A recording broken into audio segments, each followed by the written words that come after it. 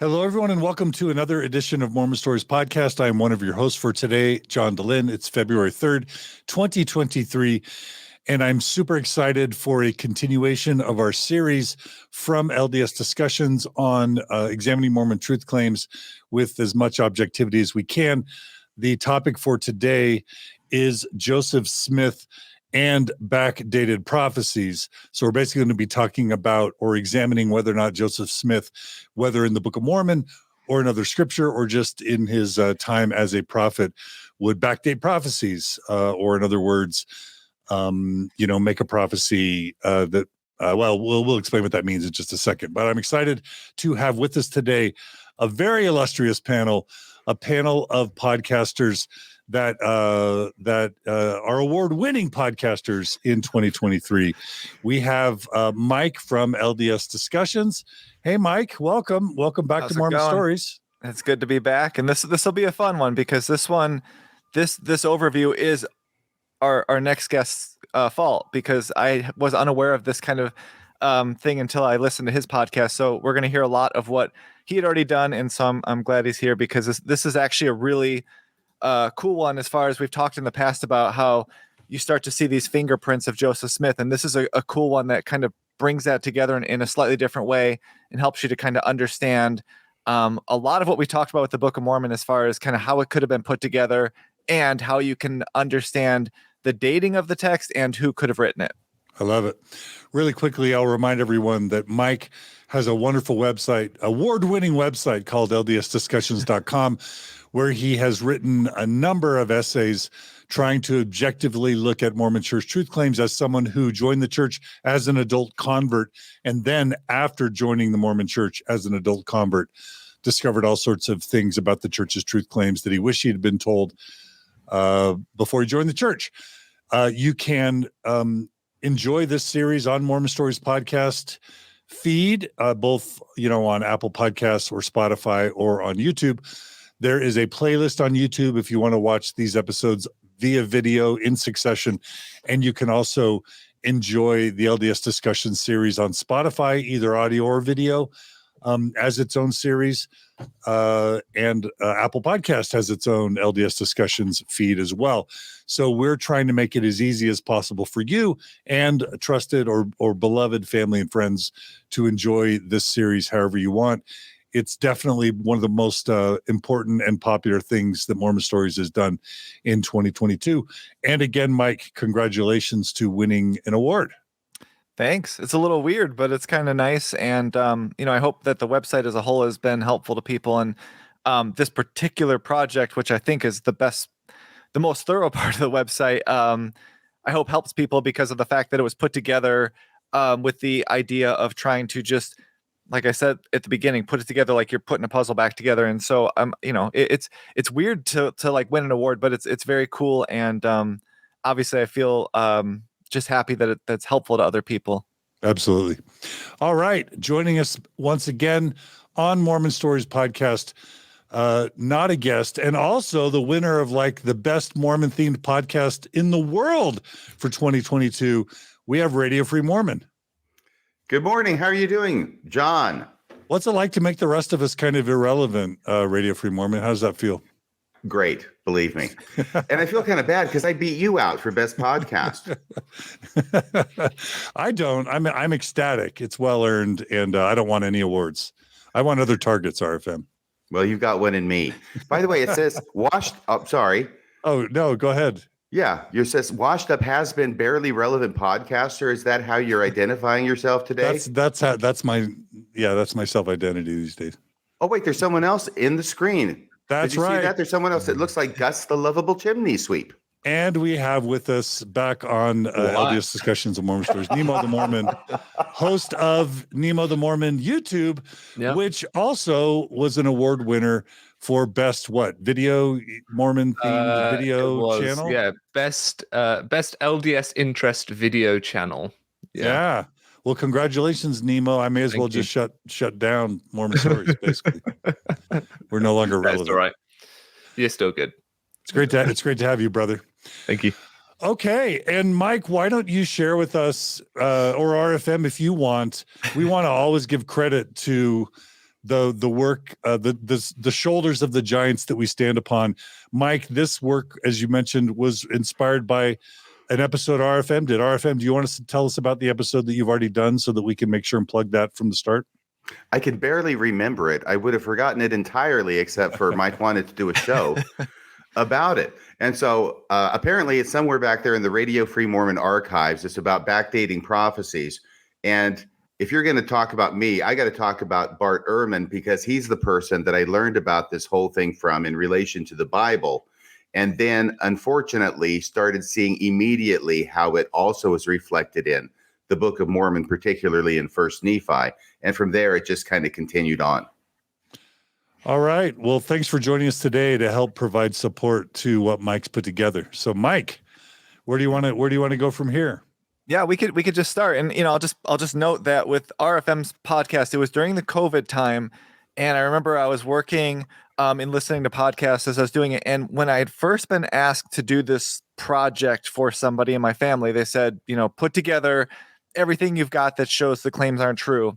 I think I started with like 8 to 10 topics, and listening to this episode of RFM's, not only did it make me want to add this one to highlight how prophecies can be backdated, he also makes a note at the end of that podcast about the long ending of Mark, which we did earlier. So that this one episode from RFM kind of led me to do 2 separate overview topics. So if for those of you who are listening to these and are like, man, these are a lot of episodes, 2 of them are RFM's fault. So I just want to get that out at the start.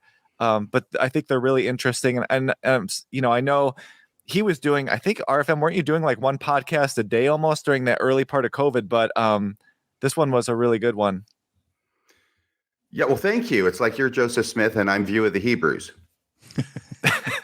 Yeah, well, I've said a lot on this series that a lot of these episodes are working off of someone else's stuff. And I try to always cite that, like your work, I've cited multiple times, a lot actually, Dan Vogel, Brent Metcalf, Brian Hoglid, all of these people who have done all of this work, Bart Ehrman also with the biblical scholarship stuff, David Bakavoy. And so there's just all these people have done all this great work. And so when I was putting together these overviews, it was more or less like I did feel like what I would kind of call Joseph Smith, as Anthony Miller puts it, an eclectic aggregator.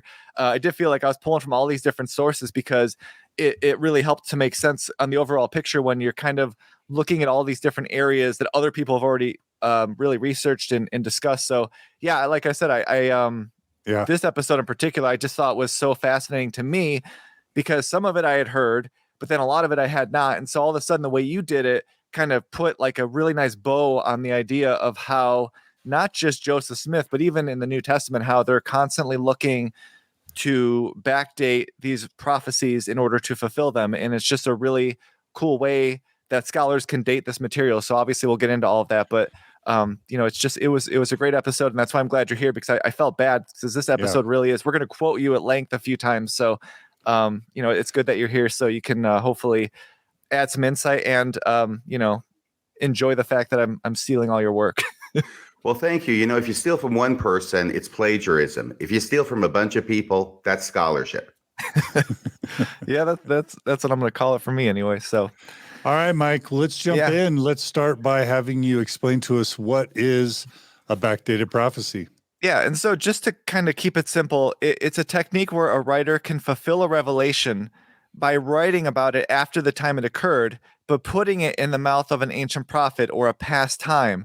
And so we kind of covered this in our episode about Deutero-Isaiah, but scholars can tell that there are parts of Isaiah that were written by a second and a third author under the name of Isaiah because they leave fingerprints on the text that tell us it was not all one author. For example, they include the prophecy of Cyprus. They have a change in tone. They use certain words that are not used in the earlier chapters. And so they can tell that because of this big shift of tone, the change of words, and the fact that they're able to make more specific prophecies, that it was written at a later time, but written in the original Isaiah name so that it would get more credibility. And so if you read the 4 Gospels of the New Testament, they are all written long after Jesus lived. And so Mark was written about 35 years after Jesus died, which, again, if you think about it in ancient times, that's a really long time to have these traditions passed along orally. and to maintain their initial content without alterations and embellishments, especially when you realize that these stories are being told to convert people to Christianity. And so because of this, the authors are able to put into Jesus's mouth prophecies that would come true before Jesus was crucified, because they already knew the ending of the story, because they're talking about it and writing it decades later. And so that's not to say that all of those are made up stories, like, for example, that Jesus knows that Judas is going to betray him. But it does say that we can look at that, and that's how scholars look at a lot of these texts and say the fact that they know all of these things are going to happen before they happen, and then, when they're writing it, they get real vague. It kind of gives you a good indication of when this information is being compiled.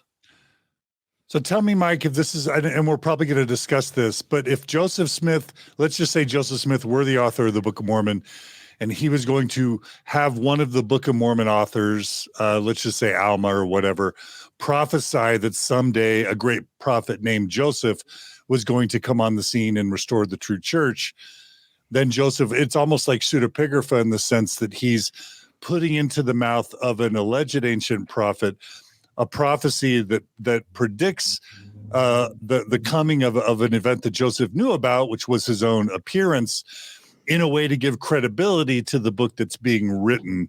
Is that sort of a decent example?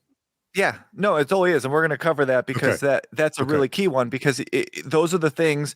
We talked about this in our Book of Mormon episodes, but there are a lot of examples where there are not only elements about, like, say, American history that's in the Book of Mormon, but there's also elements that are part of Joseph Smith's own life experience at that time.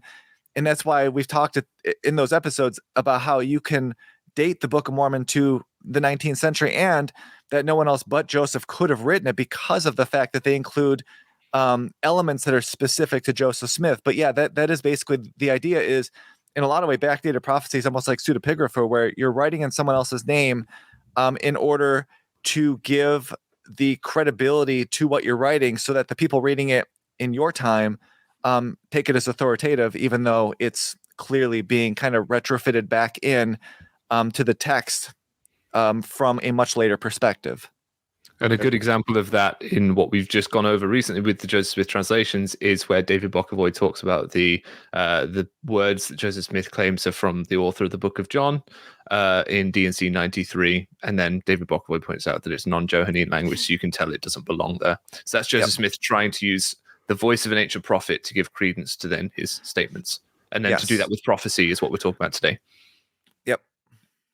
Okay. Yeah. RFM, anything you want to add about what is a backdated prophecy?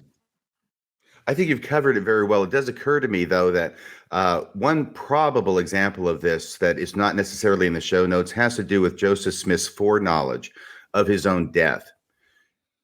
It does not appear, from looking at everything that Joseph Smith was doing and the way he was acting, that he knew he was going to die in Carthage. But I think what happens is he ends up dying in Carthage. He's a prophet. And so certain statements probably, though I haven't done a study on this, but probably get backdated into Joseph Smith's mouth shortly before he dies to show he wasn't caught off guard and he knew that this was going to happen. Yeah, that's a good point too. And there was another one I was looking at last night. It was hard to get like a solid foundation on it, but there's a lot of controversy about this idea that Joseph Smith prophesied that the church was going to relocate in the Rockies.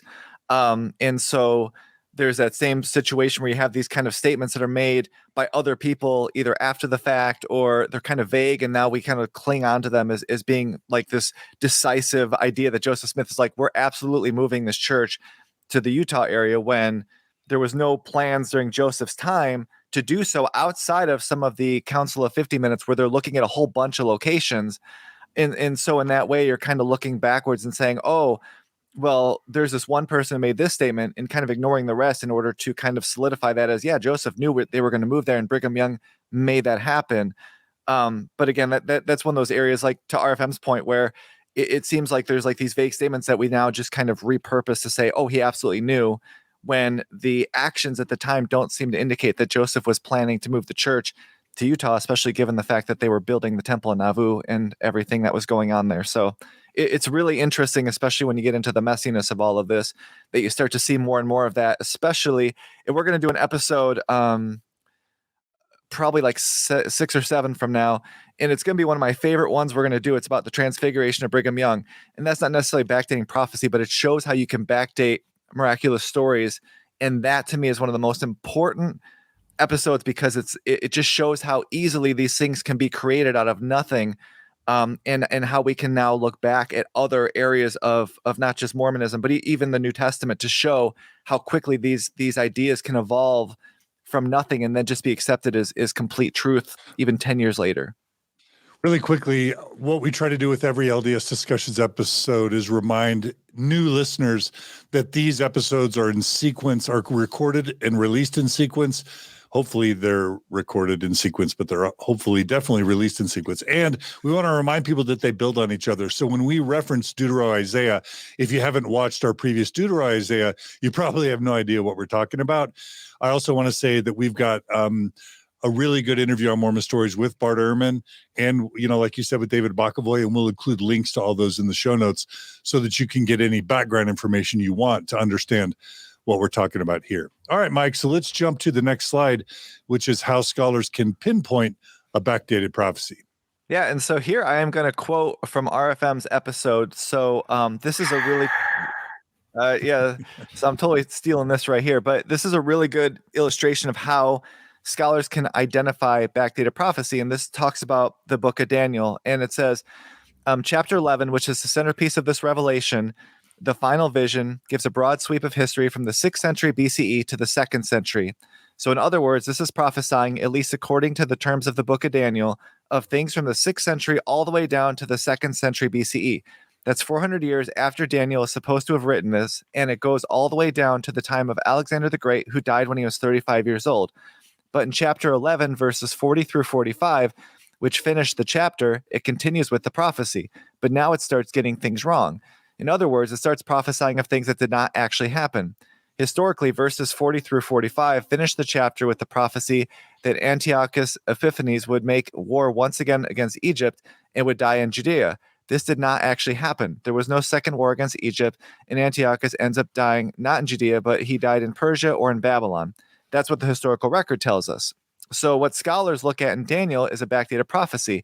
It's put in the mouth of Daniel, who lived about 530 BCE when he's supposed to be making this prophecy, but it's actually written in the 2nd century BCE after the things that David prophesies actually transpired in. The prophecy is backdated and put into Daniel's mouth to show what a great prophet he was. But not only that, at the point where the prophecies of Daniel stop being accurate and start being inaccurate, in other words, stop reflecting history as it really happened and start not reflecting history as it really happened, that is the point at which scholars believe the author of these additional prophecies lived, because he knew what had happened historically because he had already lived through it. So then he, the author of Daniel, puts it back in Daniel's mouth. He did not know what would happen in the future, but he continues to make prophecies of things that were really in the future for this anonymous writer. But that's where he starts getting things wrong. And so scholars generally agree that the anonymous author of this backdated prophecy of Daniel lived right around 168 or 167 BCE. So in other words, because of the way this is written, scholars, I think for the most part, it's almost, 100% consensus is that this is written in a very, very, very tight window of like 1 or 2 years because of the way the details line up so perfectly until they don't. And so then all of a sudden, from a logical perspective, you go, okay, this is where he stopped talking about things that had happened. It starts making predictions because obviously, as we know from our own history, people that make predictions, at best, you're talking, 60% right. I mean, if you're a professional gambler and you get 60% right, you're a legend. So it just shows that scholarship can see these fingerprints and get really good dating on a text by what they're saying all by itself. RFM, do you agree with your past self or do you disagree with your past self? I think I have to agree with my past self on this one. Anything you want to add? No, because I know that other things are going to come up later on in the slides, but there's a direct analogy to what we find out the scholars believe about Daniel and Nephi's prophecy of the Revolutionary War. Okay. Yep. Nemo, anything you want to add here? I mean, I could try and sum up very briefly. Is essentially, if I wrote something as though I was Joseph Smith and told everyone that I'd written something about Joseph Smith, and I prophesied the 2008 financial crash, that would be fine. But then if I prophesied that in 2024, Joseph Smith prophesied that in 2024 something would happen, and then it didn't, you could tell that, well, I was alive during 2008 because I knew that happened, but I wasn't alive I'm writing this in 2024 because that's after my time and I got the prophecy wrong. So that's essentially what's going on here. Love it. Yeah. Thanks for that summary. People, a lot of our viewers and listeners really love summaries to help us distill the wisdom that Mike is bequeathing upon us. That's what I'm here for. All right. So, Mike, let's go to the next slide, which is the gospel writers backdated both prophecy and fulfillment of prophecy.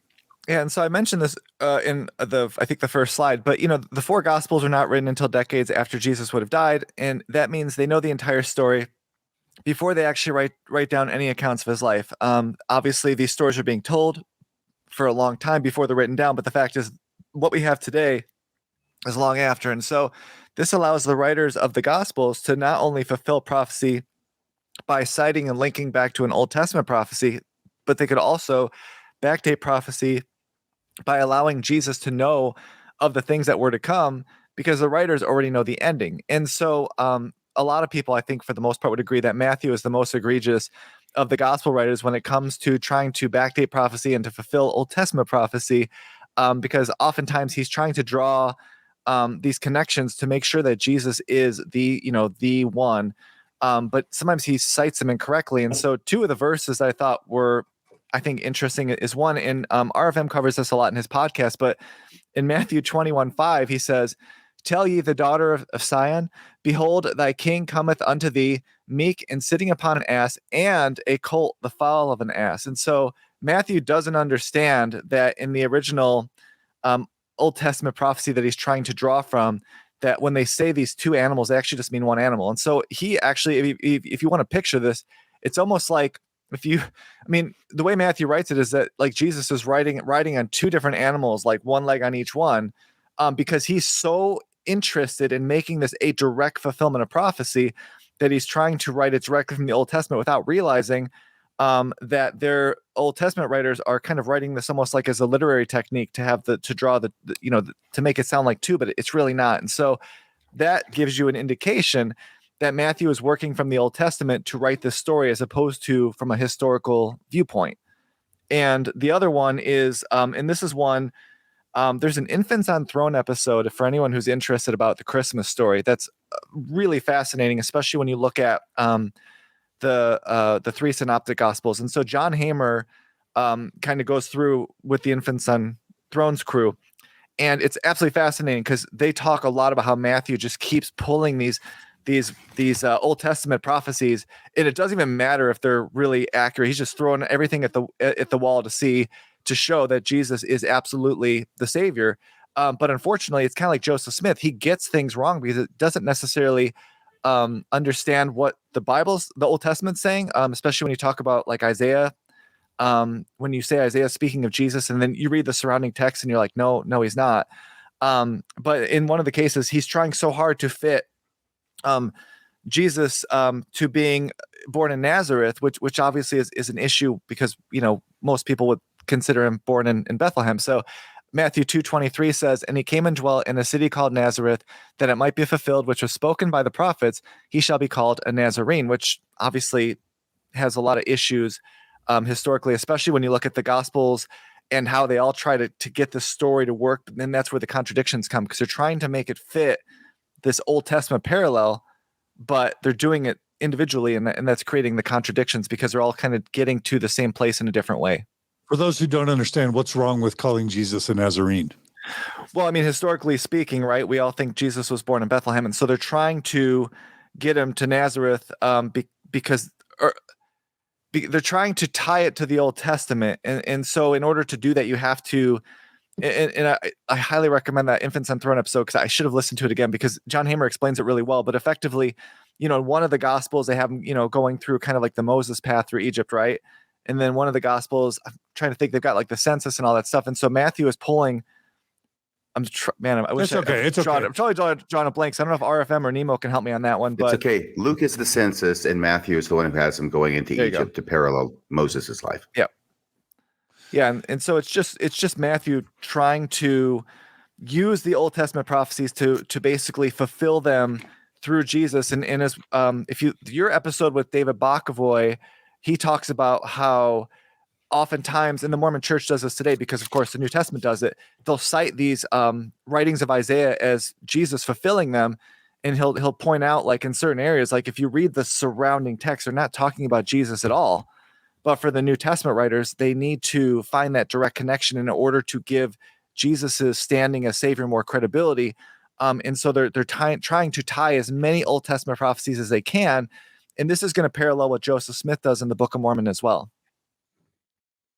And this is, for me, this was a huge shift I had to make in my mind, because number one, we think more as Mormons, and probably as Christians, as an example, we think of the four Gospels as all being written to harmonize with each other and filling in, we think of them just instinctively and automatically as being consistent with each other, and that they were all kind of written at the same time, by the hand of the person whose name is on the book, that they're all perfect and infallible, etc. But once you learn that they were passed down by oral tradition before they were ever written down, and that they were written chronologically in succession, and that if you order them in succession and then study the four books, is it synoptically, is that the term? You'll find that the story grows more and more fantastical as the Gospels progress chronologically.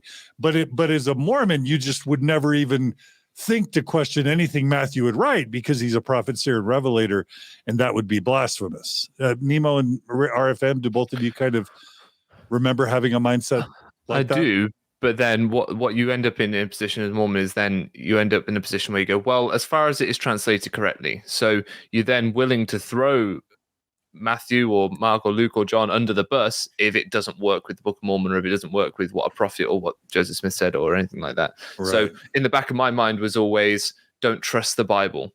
Don't trust it as much as you would trust a prophet and the Book of Mormon because of that article of faith. Yeah. That's just me.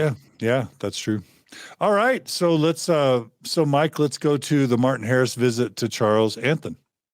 Okay, so we've discussed this multiple times about how Joseph Smith uses Martin Harris's visit to Charles Anthon to backdate and retrofit a prophecy from Isaiah. And so this meeting occurs in 1828, which is a year before the Book of Mormon is composed. And that's important because Joseph Smith is going to write this account that would happen over 2,000 years after Isaiah was written directly into the Book of Mormon, almost exactly as it's going to be claimed to have happened in 1828. And we do not have any contemporary accounts of this event. The first documentation comes from Joseph Smith's own words in his 1832 history. And keep in mind that this exchange is given exclusively through Joseph Smith. There is no indication that he is dictating Martin Harris's words, because if you read Joseph Smith's 1832 history, it just seems like something he's kind of working out on his own in the journal. That's where the first vision account comes. And what that means is that this event is already being framed in Joseph's mind 4 years after the fact. And so he writes in 1832, Martin Harris, immediately came to Susquehanna and said the Lord had shown him that he must go to New York City with some of the characters, so he proceeded to copy some of them. And he took his journey to the eastern cities and to the learned, saying, read this, I pray thee. And the learned said, I cannot, but if he would bring the plates, they would read it. But the Lord had forbid it, and he returned to me and gave them to me to translate.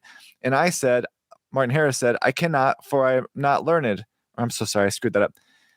And so Joseph Smith says, and I said, I cannot, for I'm not learned. But the Lord had prepared spectacles to read the book. To read the book. Therefore, I commenced translating the characters, and thus the prophecy of Isaiah was fulfilled, which is written in the 29th chapter concerning the book. And so here Joseph Smith is saying in his 1832 history that he gave the plates to Martin Harris. Martin Harris took them to Charles Anthon. And that fulfills the prophecy because it can't be read by the learned, but it can be read by the unlearned, which is Joseph Smith. And so in this initial account, it's a much more bare bones kind of account of what's going to happen. And so we're going to see now how this is going to work its way into the Book of Mormon, as well as become even grander after 1832. So I don't know if anyone has anything to add. Otherwise, we can go to the next slide and keep it going. It's up to you guys. You on RFM? I'd just say that it's really easy to say that something fulfills a prophecy when you say that when you have written an account in an attempt to fulfill a prophecy. right? Yeah. It's really easy to look back at something old and say, well, if I do this, that old thing seemed to speak of something vaguely like this, so I can then say that equals this, even though Isaiah may never have thought of Joseph Smith ever. Yeah. Right. And what Joseph Smith ends up doing, I think, is really fascinating because he doesn't just say, hey, Isaiah 29 is kind of like this. He actually goes into the Book of Mormon now when he's dictating this in 1829, and he gets to 2 Nephi 27, where he's basically recapitulating a lot of Isaiah 29. But in the context of quoting Isaiah 29, he takes a lot of liberties with this prophecy and expands what's 2 verses in Isaiah into about 4 or 5 verses in the Book of Mormon, because he's going to change the elements around and he's going to make it much more closely mirror what it is that happened with Martin Harris. And it's fascinating to me that at this early time, Joseph Smith is already having a very casual approach to scripture, in the sense of he is the individual who is in charge of the scripture, even in the Bible, and he can manipulate it to suit his needs. And he sees nothing wrong with that. That's part of his prophetic calling.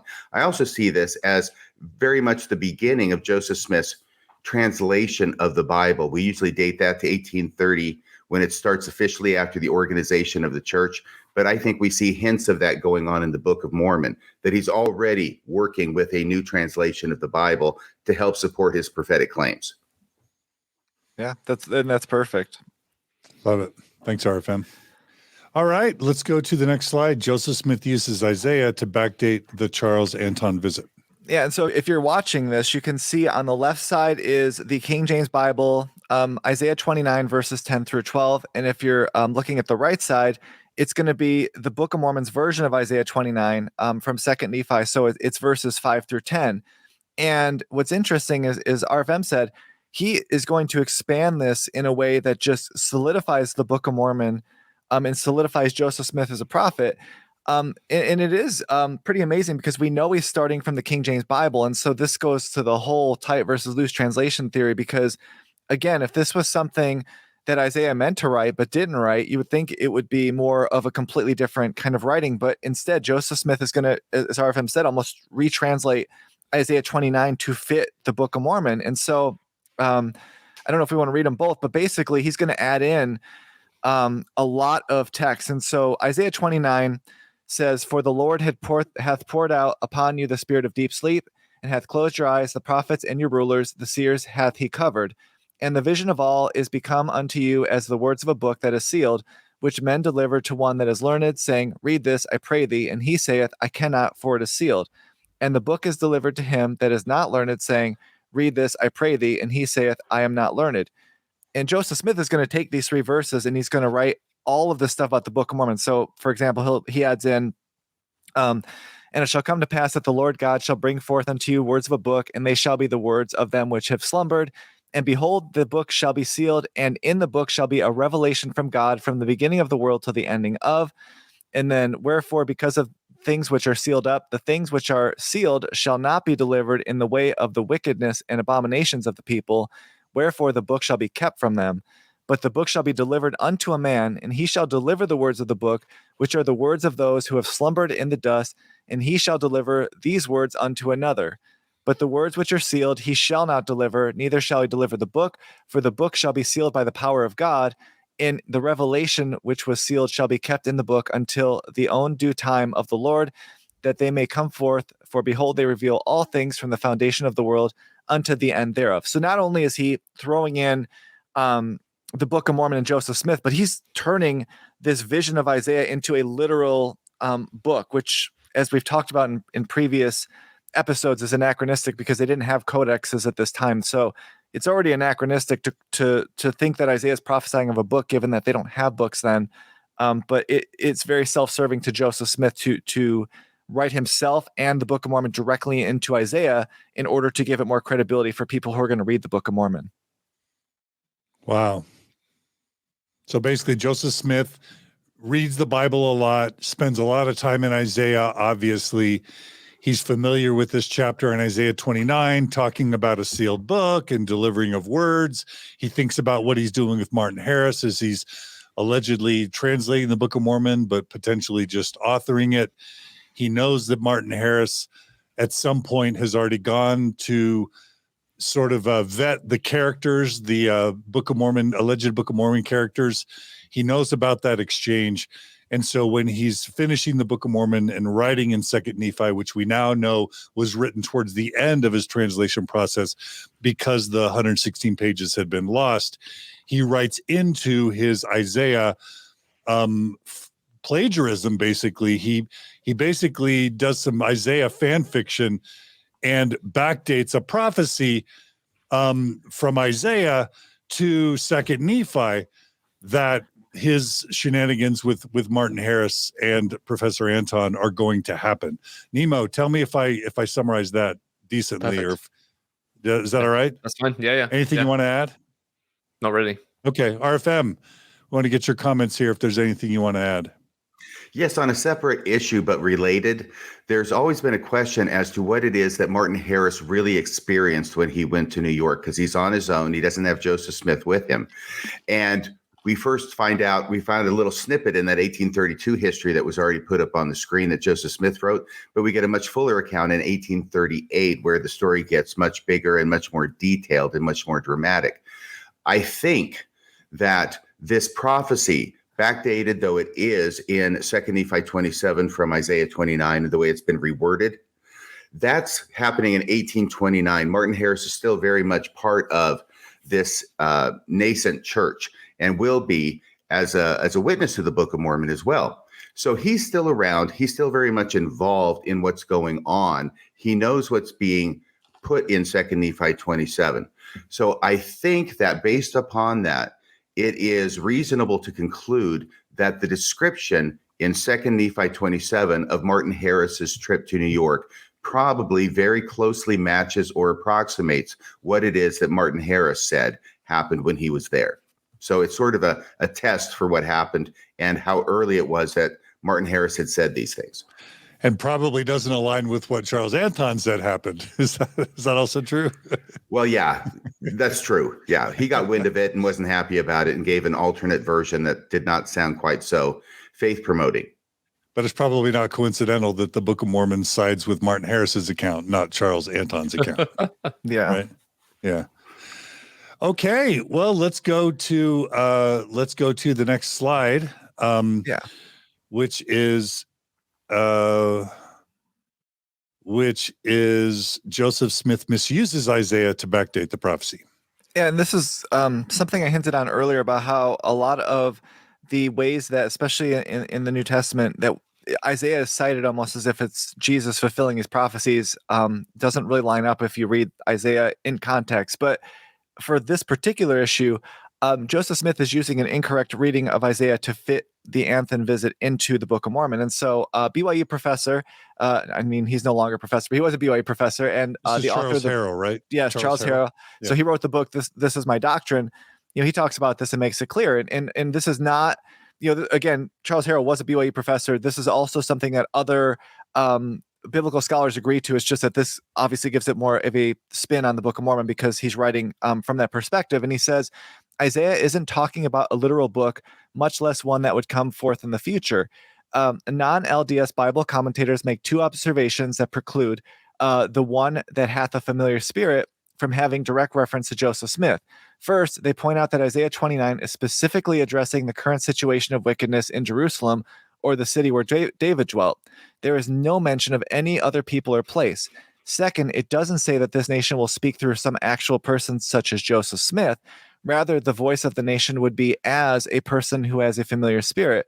This is the voice of Jerusalem's inhabitants will be no more than a peep and mutter. And so, what he's saying is that biblical scholars are telling us that, like, Isaiah 29 is not speaking about a literal book. It's not speaking about Joseph Smith coming forth. The connection there is not there. And so I think David Bokovoy would say that Joseph Smith would be actualizing the text to a modern audience reading the Book of Mormon. But from a historical standpoint, it's a really bad misreading of Isaiah that Joseph Smith is intentionally doing in order to bolster both his credibility and the Book of Mormon's credibility as being an ancient record. Got it. RFM. Yes. Hey, this brings to mind the idea of multiple fulfillment of prophecy. And let me try and say that a little bit better. Multiple fulfillment of prophecy. We've all heard that, haven't we, somewhere in our past in the LDS church? What happens is this. You get something like Isaiah, where it's prophesying of Jesus Christ, or at least Matthew thinks so, and his birth, or whatever it is that he's prophesying. And you go back and you actually start looking at it, as the scholars have been doing for hundreds of years, not in the LDS church, but outside the LDS church, and looking and say contextually, no, this is not a prophecy of Jesus Christ. This is a prophecy of a kid being born in Isaiah's time. It's actually Isaiah's kid, and it's Maher-shalal-Hashbaz, one of my favorite names in the Bible. Then at that point, you can either say, okay, this prophecy is not about Jesus. It's about what's going on in the 8th century BCE only. Or you can go with Matthew and say, no, it's about Jesus. Here comes the great compromise, is saying, no, it's about both. There is multiple fulfillment of prophecy. So it's a prophecy about Maher-shalal-Hashbaz, and it's also a prophecy about Jesus. And I think that anytime you hear invoked the idea of multiple fulfillment of prophecy, you're encountering a place where the original prophecy doesn't work in context, and so you wanted to apply to something else like Matthew did, and therefore now you've got this whole idea of multiple fulfillment of prophecy to come in and save the day. Mm-hmm. Yeah. All right. Well, let's go to the next slide, which is that Joseph Smith didn't stop there in rewriting Isaiah 29. Yeah, and so we read the first part a few minutes ago, and I wanted to give some more of the backstory to the Charles Anthon, and also the first part of what Joseph is claiming when rewriting Isaiah 29, but he doesn't stop there. And so this is a complete addition to Isaiah. There's no mention of this visit, obviously, in the Bible, which is another clue that shows us this is being a backdated prophecy being written after the fact. But this is more from 2nd Nephi. It says, "But behold, it shall come to pass that the Lord God shall say unto him, to whom he shall deliver the book, take these words which are not sealed, and deliver them to another, that he may show them unto the learned, saying, Read this, I pray thee. And the learned shall say, Bring hither the book, and I will read them. And now, because of the glory of the world, and to get gain, they will say this, and not for the glory of God. And the man shall say, I cannot bring the book, for it is sealed. Then shall the learned say, I cannot read it. Wherefore it shall come to pass that the Lord God will deliver again the book and the words thereof to him that is not learned, and the man that is not learned shall say, I am not learned. Then shall the Lord God say unto him, the learned shall not read them, for they have rejected them, and I am able to do my own work. Wherefore thou shalt read the words which I shall give unto thee. And so in these verses, Joseph Smith is now circling back to Isaiah 29, adding the Martin Harris visit to Charles Anthon to then fulfill Isaiah's prophecy in 29:12, that the book is delivered to him that is not learned, saying, Read this, I pray thee. And he saith, I am not learned. And so this is Joseph Smith just really, in a lot of ways, just going for it, and just putting it all in there. And it's funny too, because it doesn't line up with the story of the Charles Anthon visit that we kind of hear today in the church, but it does show that Joseph Smith is very aware of how far he, like kind of what RFM said, it seems like he's aware of how far he can go at this point with this story, to where Martin Harris might not say that's not what happened. So it's a little more vague than we're going to get to in a second. And at the same time, it's completely rewriting Isaiah 29 in a way that in a lot of ways makes it indistinguishable from the initial context, as scholars will tell you. I'm going to say, as I read through that, the specificity of that particular section of the Book of Mormon, it just strikes me as almost absurd that it's going to be like this really detailed recountment of exactly what Joseph Smith and Martin Harris said happened, when there's so much, if the Book of Mormon text or if the number of words allotted to the Book of Mormon is so precious, I could think of 1,000 other things that might have been a more important priority for God to reveal, like, I don't know, pandemics or natural disasters or plagues or germ theory or LGBT issues. Like, there's so many things God could have used that precious real estate for, instead of coincidentally recounting the exact version of the Joseph Smith Martin Harris But counts. that is what is essential, though, for putting Joseph Smith's authority as a prophet forward, because he needs things throughout the text that also then match up to his own life. Yep. It's like, when he writes the end of Genesis and says, oh, yeah, by the way, a guy called Joseph, whose dad's also called Joseph, is going to be pretty important, so watch out for that fella. It's like he has to write himself in, because it then gains credibility to what he's doing. That is why it takes up that real estate. And I also dislike the use of the word rejected there, where it says that the learned have rejected it. What they've actually done is gone, can't read it. They're not rejecting the book. They're not saying, oh, this is a terrible, awful book, go away. They're like, well, I can't read it. Yeah. Maybe, like Charles Anthon, they're saying, I can't read it because it's not a real language. But nonetheless, they're just saying, I can't read it. And then God, in this verse in Nephi, is getting all high and mighty, saying that, well, I can do this myself. I'll just get someone who isn't so pretentious. But it's a straw man. God's making a straw man argument towards people like Charles Anthon, because they're not rejecting the book. They're just saying they can't read it. Yeah. Also, will you guys correct me if I'm wrong? In verse 19 of second Nephi, I don't know what chapter this is. It says, "Will deliver again the book and the words thereof to him that is learned." Well, as I understand it, Martin Harris didn't deliver the book. He delivered just a few characters from the book. So that even feels like a failed prophecy, because Martin Harris didn't deliver to Anthon the book, just some scribbled characters that were allegedly from the book. Did I get that wrong, Nemo or RFM? Well, in verse 19, it's talking about the book being given to the unlearned, and this is 2 Nephi 27. It's the same chapter. So I think that would be referencing Joseph The Smith. unlearned is Joseph, yeah. Okay. Yeah. Okay.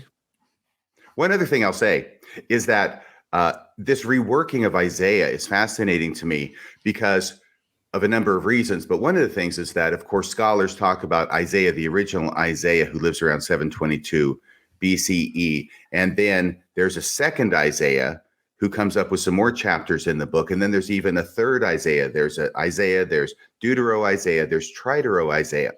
And I think that Joseph Smith qualifies as a fourth Isaiah for the work that he's doing on the book. So we don't know who the second Isaiah is. We don't know who the third Isaiah is, but I think we've got a good idea that Quadro Isaiah is actually Joseph Smith. Quadro Joseph Smith is Quadro Isaiah. I love it. Put it on a t-shirt. I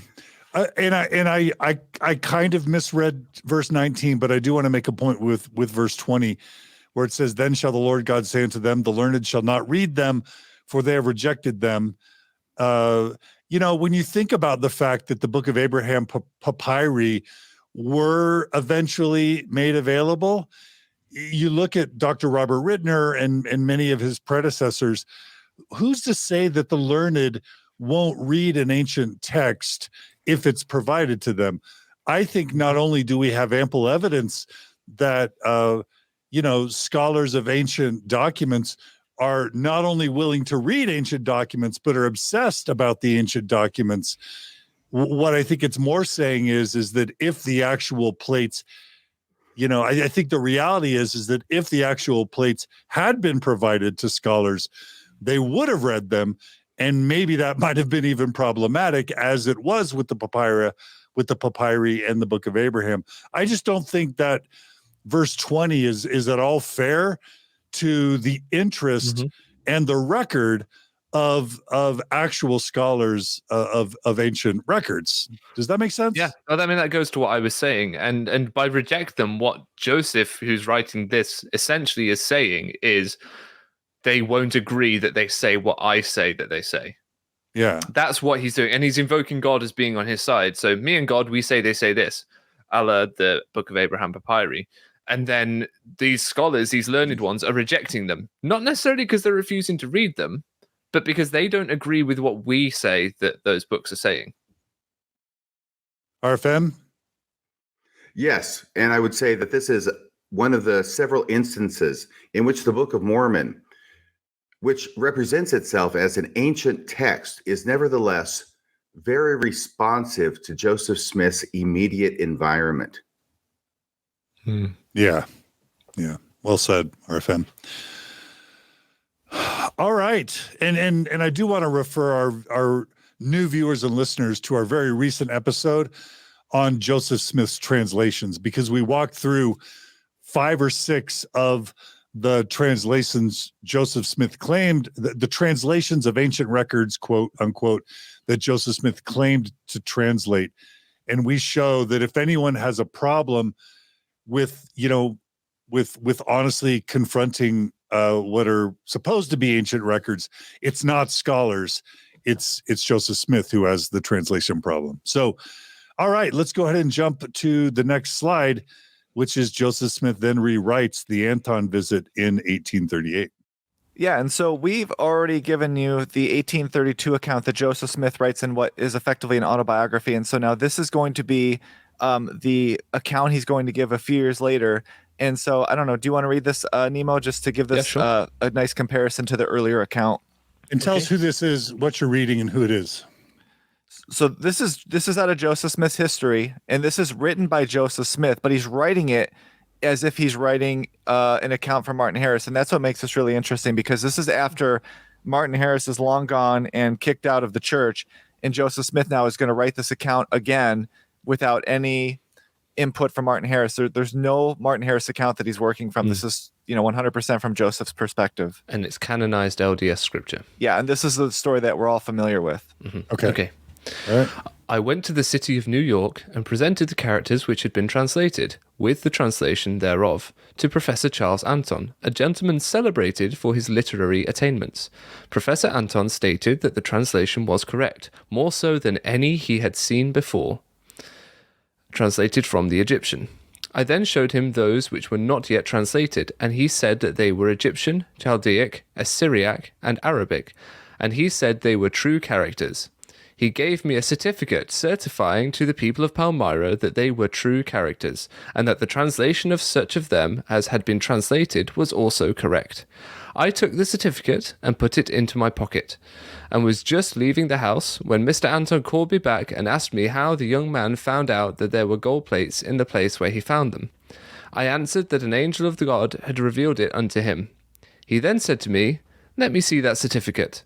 I accordingly took it out of my pocket and gave it to him, when he took it and tore it to pieces, saying that there was no such thing now as ministering of angels, and that if I would bring the plates to him, he would translate them. I informed him that part of the plates were sealed, and that I was forbidden to bring them. He replied, "I cannot read a sealed book." I left him and went to Dr. Mitchell, who sanctioned what Professor Anthon had said respecting both the characters and the translation. Okay. Mike? Well, it's just, we've done episodes on the first vision, we've done episodes on the priesthood restoration, and all these accounts, they get grander and grander and grander.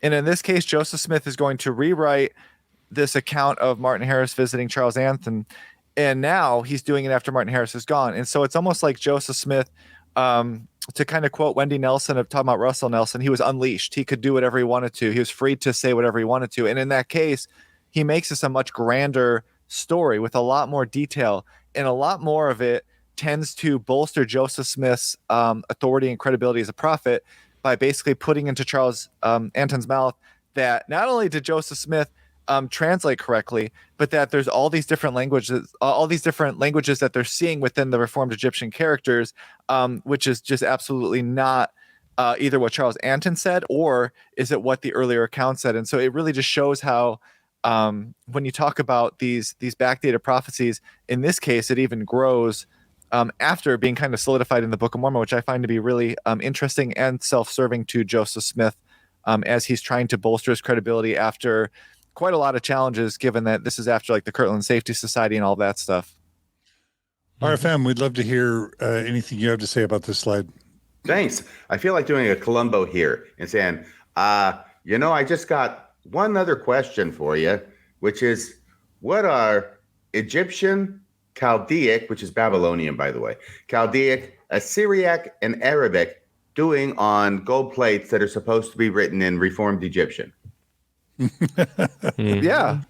Yep. Now, chronologically, I know this is from the 1838 account, okay?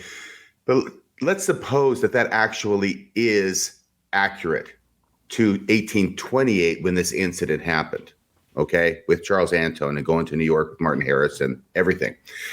if that's correct, then there may be a reason why. I mean, chronologically, if that actually happened about the designation of these 4 different languages that have nothing to do with Reformed Egyptian on the Book of Mormon plates, then it may be a chronology where that does happen. And then the following year in 1829, because of this incident and what really happens there, all of a sudden now the Book of Mormon is being written in such a way and translated in such a way that it states about itself that it's written in a language that no one knows. There's something strange going on there, and I think that they're connected. And I think that they're written in a language no one knows may actually be intended to explain why it was that Charles Anthon actually could not read them and said, I don't recognize them. Now, this is speculative, right? Because I don't know that there's an account, at least in the Mormon versions, of Charles Anthon's experience that he says, I don't read them, because he knows that he can read them, right? He can identify them. The translation's great, but I'm not going to be signing the certificate for any kind of gold book that's given by an angel. All I'm saying is that is interesting to me. I think there's a reason why the Book of Mormon says it's written in a language that nobody can read. Why does the Book of Mormon say that when it's dictated in 1829, when in 1828 we have this experience with Martin Harris going to Charles Anthon? That's my question. Yeah. Can I see if I can I restate or at least try and re-ask what I think you're saying, RFM? Like, if I'm thinking about it, Joseph Smith didn't translate Egyptian characters on the Book of Mormon. He translated Reformed Egyptian characters on the Book of Mormon that it's a language that no one on earth had ever read or heard about or known. So if it's Reformed Egyptian and no one knew it, and it was a language not yet known, how in the world could Charles Anthon validate that the translation was not just correct, but was the more most correct correct than he had ever before seen from the Egyptian? How could he have validated the translation at all? Am I getting that right, RFM? Well, right. There's that issue about he couldn't validate the translation because the knowledge of Egyptian and its translation had not advanced to a point where that could be done by Charles Anthon or probably pretty much anybody in the world, because we're talking about 1828 now, and Egyptology is in its infancy, at least as far as deciphering the language goes. But what I'm suggesting is something additional, which is that this is obviously written in 1838 in order to be faith promoting, right? Yep. Yeah. We would all, Yeah. By the way, there's a little bit of a time delay going on. And when you have my face just totally in the screen, I'm afraid it's too obvious. But it's supposed to be faith promoting, which says to me that if that's supposed to be faith promoting, then in 1828, Joseph Smith was telling a story that the characters on the gold plates were actually written in these 4 languages. Yeah. How is it faith promoting otherwise? Yeah. That's a good point. And I don't think there's any account of Joseph Smith in 1828 or 29 saying that they're in these 4 languages. They're pretty clear that it's in an unknown language. So to me, it shows a little bit of Joseph Smith's, I don't know what the word is, basically having the cojones to try to bolster this story to be faith promoting in 1838 because of the fact he's being questioned, because there's no one there, such as Martin Harris, to say that's not what happened, because Martin Harris has been run out of town. And as we'll get into in the next few slides, what's really interesting is how much this new account in 1838 mirrors Joseph Smith's experience with the Book of Abraham. And so you can kind of see Joseph Smith using his life experience to then backdate into a story that is obviously crucial to the Book of Mormon and to the church today, really. So it really makes no sense if you, as RFM said, when you look at the account in 1838, it's the first time that Joseph Smith mentions that Charles Anthon translates anything. Because remember, Martin Harris is just bringing a sample of the characters. There's no translation on the characters document. So how in the world is Charles Anthon even saying that the translation's correct? Because as far as we know from the earlier accounts, Joseph Smith didn't translate anything that Martin Harris takes with. And then to add in all these languages, to add in more depth to the connections to the Isaiah prophecy, all of that stuff, it just tells you that this is being written from a later perspective and trying to do so in a way to bolster Joseph Smith's own credibility at a time when he was being heavily challenged by people within the church. Mike, it makes me think of Seinfeld, because you've got the situation where, of course, Joseph Smith famously describes the Book of Mormon as the most correct book in the world.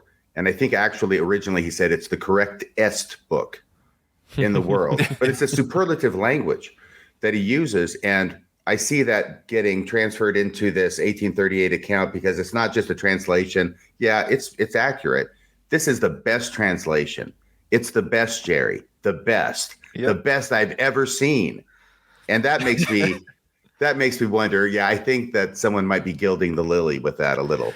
Yeah, and think about this too. Like, this is another area where I think sometimes when you talk about this story from an apologetic standpoint, you don't think through the implications, because if you want to say that Joseph Smith wrote down characters from the gold plates, translated them, gave Martin Harris the partial translation, and then Charles Anthon said the translation's correct, you have 100% a tight translation. And that leads to a lot of problems because of the fact that there's King James language, that there's stuff from Joseph Smith's lifetime. And so it's another one of those areas where it's like, okay, from an apologetic standpoint, you're going to say Joseph Smith absolutely could translate these characters because Charles Anthon said he did. But then it also then says, well, then how is the Book of Mormon loaded with 19th century language and 19th century ideas? And it's just, it's the whole... Don't forget 19th century Protestant Christianity. Exactly. Right? And it's just, like, what in the world are you having all of these late writings in it? And as we're going to get to in a couple of slides, the prophecy Joseph Smith is backdating is largely believed to be a late addition to Isaiah. So you have all of these problems now that you're now having to address if you really want to take this account at face value. And as RFM said, it does seem like Joseph Smith here is basically just, gilding the lily is a good way to put it, to try to reestablish his own story now that he's gotten rid of the early founding members of the church that can no longer challenge the accounts he's giving. That's excellent. Let's get Nemo in here. Nemo, anything you want to say about this slide? A couple of things. Just that, like, the first thing is the weird sort of accidental hit that Joseph Smith gets in this story. In that, if that character's sheet, the one that we are able to look at, the one that the Tanner's kind of deciphered, if we take that as the one that was shown to Charles Anthon, then there are indeed Arabic letters or characters on there. The numbers that we use in English, 0 to 9, are known as Arabic numerals, and they come from Arabic. So there's a weird sort of accidental hit there, but the more important thing to me is that this pushes the idea of actual translation. Apologists love to get stuck in the weeds of, the Book of Mormon was a revealed book, not a translated book, or they like to push the idea that particularly with later translations like the Book of Abraham, that it's a catalyst method and that sort of stuff. Joseph Smith himself here is trying to appeal to other people, trying to appeal to the authority of Charles Anthon, to show that, other people that can translate stuff also translate this and confirm that what I'm doing is indeed a translation and I am correct. So he's making a sort of secular appeal to the correctness of his translation in a very secular sense. Isn't it true that Charles Anthon rejected Joseph and Martin's account of what happened? That he flat denied their account of what happened? You would, because what they described is a bit nonsensical, really. The idea that he would say, yeah, this is good, and then think, oh, but where did it come from? As if that would make any difference to a sort of scholarly person. If the characters that are put in front of him, he can translate into something, and that is correct, and he's signed that off. It would make him look really bad from a scholarly perspective if he allowed his personal motives to get in the way, and that doesn't really ring true to the sort of task that he was asked to do. And I just think people, if Charles Anthon was there and if he speaks for himself, he gets first word on what his experience was. Mm-hmm. We don't trust Joseph. Joseph and Martin, they have a bias. They have a motive to mischaracterize their interaction because they need Anthon's credibility. And so I think Anthon's word should be trusted over Joseph and Martin's account of what Anthon's experience was. And also it allows Joseph to up the persecution narrative and the idea that he is flying in the face of current Christian sensibilities, which actually isn't true because a lot of current Christian sensibilities, as we've just addressed, found their way into the Book of Mormon. Yeah. But I'll just say when I learned this in high school in the 80s, I'm like, just to the whole point of backdating now, to kind of get back to that. Like, I remember when it was taught to me thinking, wow, Joseph Smith was such a prophet. Isaiah prophesied about this exact event. How cool to tie the Old Testament 2 or 3 millennia ago to what happened in 1830 whatever, 1820 whatever in upstate New York. It's like, wow, all the scriptures are now integrated into an inspiring, seamless tale. Like, it worked is all I'm saying.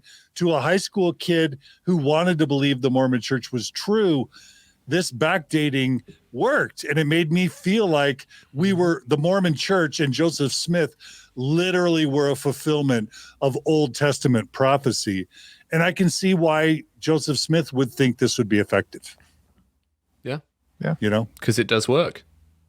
Yeah, because to someone who believes in the Old New Testament, you wanna see that continuity. Okay. All right. Should we go to the next slide, Mike? Yeah. All right. Let's go to the next slide, which is the Charles Anthon visit became much grander in 1838. Yeah. And one thing I'll note real quick before we start the slide is just there are some discrepancies between the two accounts that Charles Anthon gives. And I was trying to look them up real quick and I don't have them handy, but it is one of those things where I don't think that Charles Anthon in his second account is 100%. I think he's looking at it too from a backwards looking lens as well.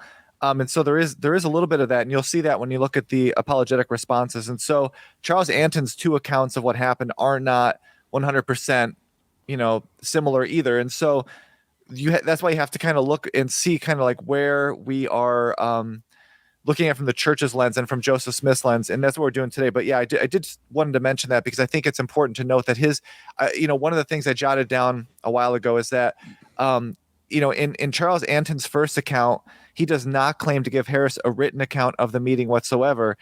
In his second account, he does admit to giving Martin Harris a written account, but he says at that point, the letter was basically to warn him not to fund the Book of Mormon. And so in that regard, it doesn't line up with what they're saying here. So I just wanted to get that out of the way. Mike, thank you. I just noticed in passing that because I remember doing this as an apologist in the two accounts of Charles Anthon, and he doesn't give the same account, so you can't trust that guy. He's not telling the truth. But when it comes to Joseph Smith's 4 accounts of the first vision, right, all of a sudden we're going to use a different standard. And the differences that Joseph Smith has prove that he's telling the truth. Yeah, and that's just it. It's like, throughout all these episodes, I've been saying, like, you got to be consistent. You cannot approach one issue with one apologetic and then abandon it in another area. And that's a great point, which is to say Charles Anthon has discrepancies in his two accounts. And so you do have to account for those. But at the same time, we can evaluate the way Joseph Smith changes Martin Harris's account, especially with Martin Harris being gone.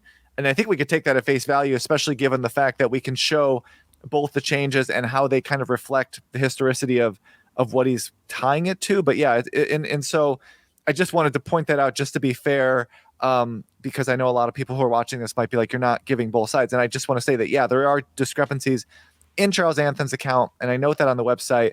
But obviously the focus is more on how Joseph Smith changes the story between the Book of Mormon to 1832 to 1838. It follows that same kind of linear progression that you see with the first vision, the priesthood restoration, where the story gets grander and grander. And if you look at it chronologically, it actually makes sense as to how he's adding on. Whereas if you just kind of look at it from a 2023 view backwards, you don't necessarily see the way it's being, enlarged. And I think that's what we're trying to do here, is to show just how much Joseph Smith is embellishing here. Yeah. If that makes sense. But anyways, here we go with the slide now. I just want to point that out. Yeah, sorry about that. So that's good. In Martin, again, as I mentioned already, this is being written in Martin Harris's voice, but there's no account that comes directly from Harris regarding the visit. I believe there's a secondhand newspaper account that might be out there. And so Joseph Smith is writing down his perspective of the visit 10 years after it would have happened, and through the lens of fulfilling a prophecy in Isaiah, as we talked about with the Book of Mormon. So again, look at the 1832 account above I meant earlier, and you can see how much grander this visit has become in the 6 years since Joseph Smith first wrote the account in his autobiography, which was already 4 years after it happened. In the 1832 visit, there is no mention of I cannot read a sealed book, nor is there any mention about Anthon being told he can't see the book because it is sealed. Those were really important things because they're going to play so heavily into the story as we have it today. And why would there be a mention of a sealed book? Because if Anthon wanted to take a shot at translating the language, Martin Harris could have showed him the unsealed portion. The sealed portion of the book really makes no difference here. And mentioning the sealed portion is Joseph Smith trying to fulfill Isaiah 29, even though, as we've talked about already, biblical scholars are clear that Joseph Smith is completely misinterpreting Isaiah 29 in the first place. But what makes it really interesting to me is the phrase, "I cannot read a sealed book," was added after the initial 1838 draft of his history, which shows that Joseph Smith was changing the historical account both to fulfill prophecy and bolster his authority. And so if you're watching this, the bottom clip is from the Joseph Smith's paper project. And if you look at it, you could see in really dark ink, it'll say, "I informed him," it's small, so I informed him that we're sealed. And then at the end it says, "I cannot read a sealed book." And if you know, it's in darker ink and it's between the original draft. So it's an addition to the history to fulfill that prophecy, which I think is a really interesting thing that Joseph Smith went back through and said, "I need to add this because it's such an important element to," basically, as we've talked about already, bolstering his own authority. Yeah, that's to use a modern word, that's kind of sus. It's in darker ink, and there's like an asterisk and like a little caret kind of look up kind of insert thing. Yeah. And that's just really, it's a really suspicious thing to be adding after the fact. And I think people don't fully, maybe those who are newer to these issues don't understand the issue about his authority being challenged, because this is actually a really important piece of the puzzle. We've talked about it in previous episodes here on LDS Discussions. Does anyone want to give the 30-second summary of how Joseph Smith's authority is being challenged at this point? If anybody wants to jump in, feel free. There's the I'm not sure I can, to be honest. RFM? what? Was there ever really a time when Joseph Smith's authority wasn't being challenged, is what I wondered. But yeah, there had been a debacle, of course, in Kirtland over the failure of the bank. And Joseph Smith and Sidney Rigdon had to flee. In early 1838, they headed for the other place where the Mormons were gathered in Missouri. And they're down there now, and things are bad, as you know, if you know your Missouri history, if you paid attention to that in seminary. So they're in a situation where they're gathered together. There's a few different spots of them, and there's a lot of people on the outside who are fighting with them. This is the Missouri War period, and they're fighting back. The Mormons are fighting back, and sometimes they're doing things to defend themselves that other high-level members of the church are not agreeing with, and there's all sorts of things that are going on, and people are dissenting from the church. High-level leaders, including witnesses to the Book of Mormon, are dissenting from the church.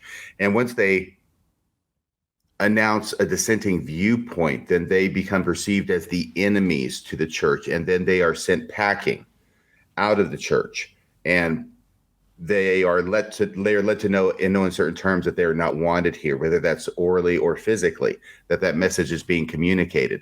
So yeah, there's very much, it's a lockdown, it's a retrenchment kind of situation, and Joseph Smith has to, or at least it would be reasonable if Joseph Smith felt the need to reestablish his authority as the prophet. Yep. And so the motive would be, people are challenging my authority. How do I make my authority more clear, more strong, more profound? Why don't I add that I am a literal fulfillment of Isaiah's prophecy? Why don't I add into, this story sort of an even grander claim that I, Joseph Smith, am a fulfillment of Isaiah's prophecy? Is that kind of what's going on? Think about this. So who are the three witnesses to the Book of Mormon, right? We got Oliver Cowdery, David Whitmer, and Martin Harris, right? Martin Harris is excommunicated in December of 1837. David Whitmer is excommunicated in April of 1838, and Oliver Cowdery is excommunicated right around the same time in 1838. So all three of them are excommunicated within months of each other, right before he writes his history. And if you don't think that's going to cause waves in the church to have all three of the witnesses of the Book of Mormon, or like the three witnesses, all being excommunicated, and they were like run out of town. This was not like a friendly parting. So that alone, at that very time frame, shows you why Joseph Smith now is saying, okay, I have all of that baggage of the people who were with me in the beginning gone. I can rewrite the history however I want. And that's why you're starting to see a lot of these changes being basically canonized, because there's no one there to say that didn't happen.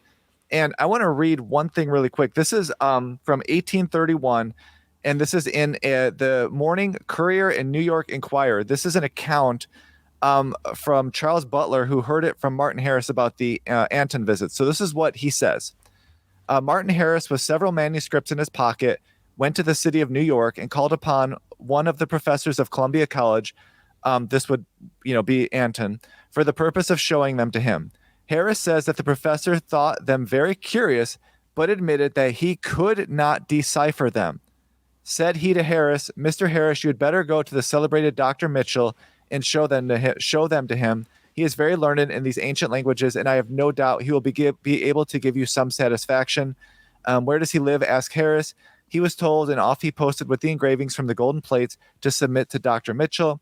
Harris says that the doctor received him very politely, looked at the engravings, made a learned dissertation of them, compared them with the hieroglyphs discovered by Champollion in Egypt, and set them down as the language of a people formerly in existence in the East, but now no more. And so that account is from Harris. And of course, Harris is going to spin this in a faith-promoting way.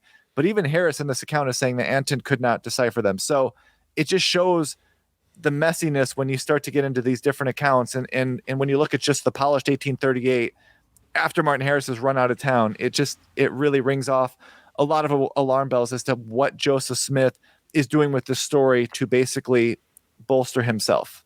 Okay. And the significance of Harris being run out of town is that he can't push back and say, hang on, that's not how it went. Yep. Yeah. And we've already talked about David Whitmer publishing an entire pamphlet to all witnesses or believers in Christ, where he's like, hey, all that stuff Joseph Smith claims about the Melchizedek priesthood never happened. You know what I mean? Like, when you've got your core witnesses all defecting and getting excommunicated for not agreeing with the way you're changing the story, I mean, in any other context, that would be deeply problematic, I think. And I think it shows, again, Joseph Smith's determination just to get stuff sorted, because he wasn't even bothering to try and get those who should have been his closest inner circle on board with these narrative changes and with these things that were moving forward. But if you're constantly aggrandizing your story, you're going to alienate the people that were there when it was happening. You know what I mean? So those things are kind of incompatible. Yep. All right, Mike, are we done with this slide? Yeah, we can go to the next one. Okay, so the next slide is a few final thoughts on the Anthon visit. Yeah, and this is just a couple of thoughts. So there was recently an episode by Kerry Schertz, who goes by the Backyard Professor, and he did an interview with Colby Townsend. And if anyone has been paying attention to kind of like Mormon scholarship, Colby Townsend is doing some amazing work, and he's done a lot of work recently on Isaiah and the Book of Mormon. And so he just recently did an article with Dialogue about the third Isaiah, Trito Isaiah, in the Book of Mormon, and how he's actually found a lot of references, which is really important to our earlier episodes. But he did an episode specifically on Isaiah 29, and this is what's really interesting. So Isaiah 29 verses 11 and 12 is basically the whole core of this backdated prophecy.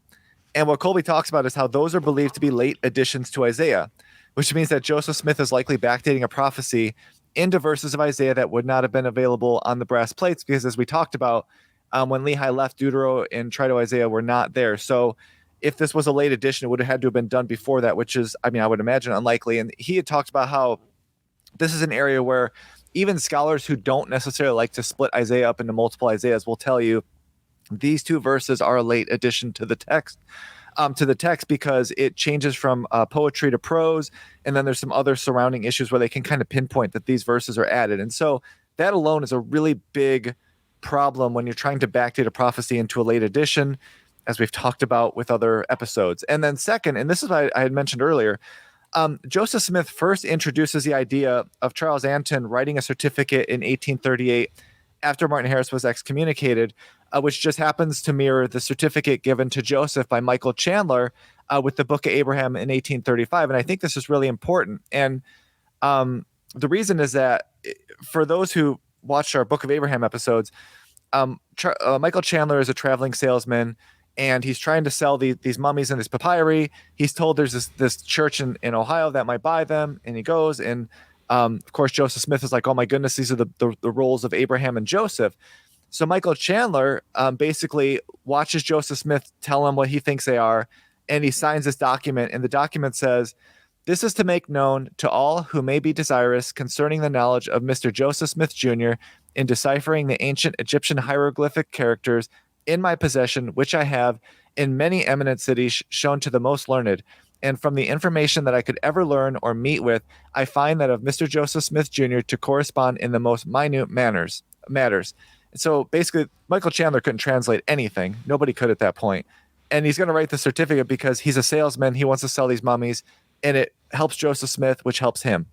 And now in 1838, in the new account with Charles Anthon and Martin Harris, it says, he gave me a certificate certifying to the people of Palmyra that they were true characters and that the translation of such of them as had been translated was also correct. And it just shows, I think, that Joseph Smith, and Colby Townsend talks about this, there's they translate the book of Abraham, and Joseph Smith is using the certificate to bolster this idea that he was the only one who could really do it. And they've charged people, I think, 25 cents to look at these mummies, to look at the scrolls. And they use the certificate to show these people who are visiting that Joseph Smith is the one who could translate it. And now all of a sudden he sees the utility and the value in having a certificate from someone else who is considered to be an expert on the subject. And so when he's writing the story in 1838, I think it makes sense that he is mirroring that Book of Abraham time frame and saying, if I could get that idea of a certificate into the Charles Anthon account, it will bolster my credibility, but he doesn't have the certificate. And so in this case, I believe he's inventing the story of the certificate to mirror the Book of Abraham, but then obviously has to have it ripped up because they don't have it anymore. And so I do think that he is using the events and his experiences with the Book of Abraham to rewrite the Charles Anthon account years later with all of that kind of life experience to make it sound both better and more credible. And it also helps him deal with the fact that he no longer has the plates either.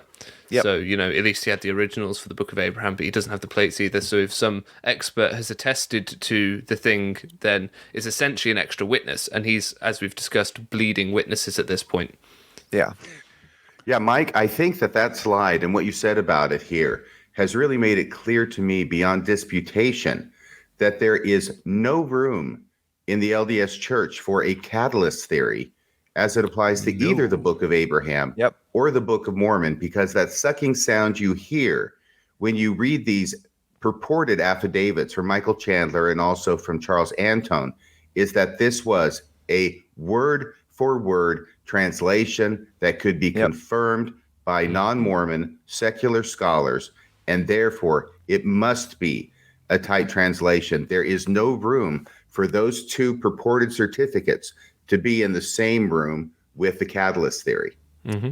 Yeah, and that's just it. Like, every time apologists want to say, well, it was a catalyst or it was a revelation because Joseph Smith couldn't translate, you go back to all these early accounts and it's like, no, everybody was saying Joseph Smith was translating, including Joseph, including the early witnesses, and including these certificates. There's no way around it unless you're just going to basically, as I've said to people in the past, you're basically ignoring all of the evidence we have in the hope that there's evidence that we don't have that might pop up someday. But yeah, there's no way around it. It's like you said, it's beyond any doubt at this point when you have all of these accounts lined up against each other, that this is supposed to be a tight word-for-word translation. And the reason this is so striking to me right now as I'm listening to this, Mike, is because typically the catalyst theory, if you go far enough into it, becomes ridiculous on its own terms. But the idea is, Joseph Smith is not translating from the document. Instead, he thinks he's translating from the document, but actually God is beaming down this revelation that has nothing to do with the document that Joseph Smith thinks he's translating. And the apologists have to say he thinks he's translating it because he's telling everybody and their dog that he's translating these documents in a customary translation, normal use of the word meaning, right? But this goes beyond that. We can't account for this by what I think is the strained theory that Joseph Smith is telling everybody he's translating. He thinks he's translating, but actually he's not translating, because now we've got independent scholars coming in and saying, wait, he's translating. Yep. And yet it's even worse than that, because we really don't have those scholars validating. We just have accounts written by biased sources that the scholar is validating that he's translating. So it's like they have nowhere to run. They have nowhere to hide. This whole account falls apart at every turn. And like I said, Joseph Smith shows his intention that he thought he was translating by trying to then appeal to secular scholars for translation. Or that he wanted us to believe. Or he wanted us to believe, that he was translating, right? Right. Well, the problem is that if you want to follow up with the catalyst theory, your only go-to that I can think of is that Joseph Smith was not only mistaken, he's also lying about what other secular scholars said. Right. And that becomes problematic on its own terms. Yeah. Yep. Yeah, and that's just it. It's like, and it's like the Michael, because from I've tried to channel my inner apologist here, and I would say that they would say the Michael Chandler certificate is meaningless because obviously Michael Chandler couldn't translate, so he was just trying to give Joseph Smith something to sell him with. So I'm assuming that's what they would say. And then the Charles Anthon one, though, is worse because, as RFM just said, to then say that Charles Anthon never said that they were correct translation would mean that Joseph Smith made up the story. So then they would have to say Charles Anthon was lying and telling Martin Harris it was correct when it wasn't, which it's one of those things where every time you do that, you're just opening up more problems. And so that's why we've done all these episodes where you're just like, I constantly say, it reminds me of those old cartoons where they're sweeping one part of a bunch of crap under the rug and thinking they're cleaning their bedroom, but then all of a sudden another part of the carpet just pops up with all the crap underneath it. It's just like you cannot tackle all of these at once and be consistent, because if you try to do that, you're going to see really quickly this all falls apart. It's just it's demonstrably not what it claims to be, and the only way around it is to basically just ignore everything that we know. And as I've heard a number of people say, one of the biggest problems for Mormon history is the fact that they did keep pretty good records. And in this case, we can see the evolution of this story because of the fact that we do have the records of the different accounts of the Charles Anthon visit, along with the Michael Chandler stuff. So you can't get around it unless you just want to pretend it doesn't exist. All right. Well, let's go ahead now and we'll leave the Anthon visit and we'll now enter into the lost 116 pages.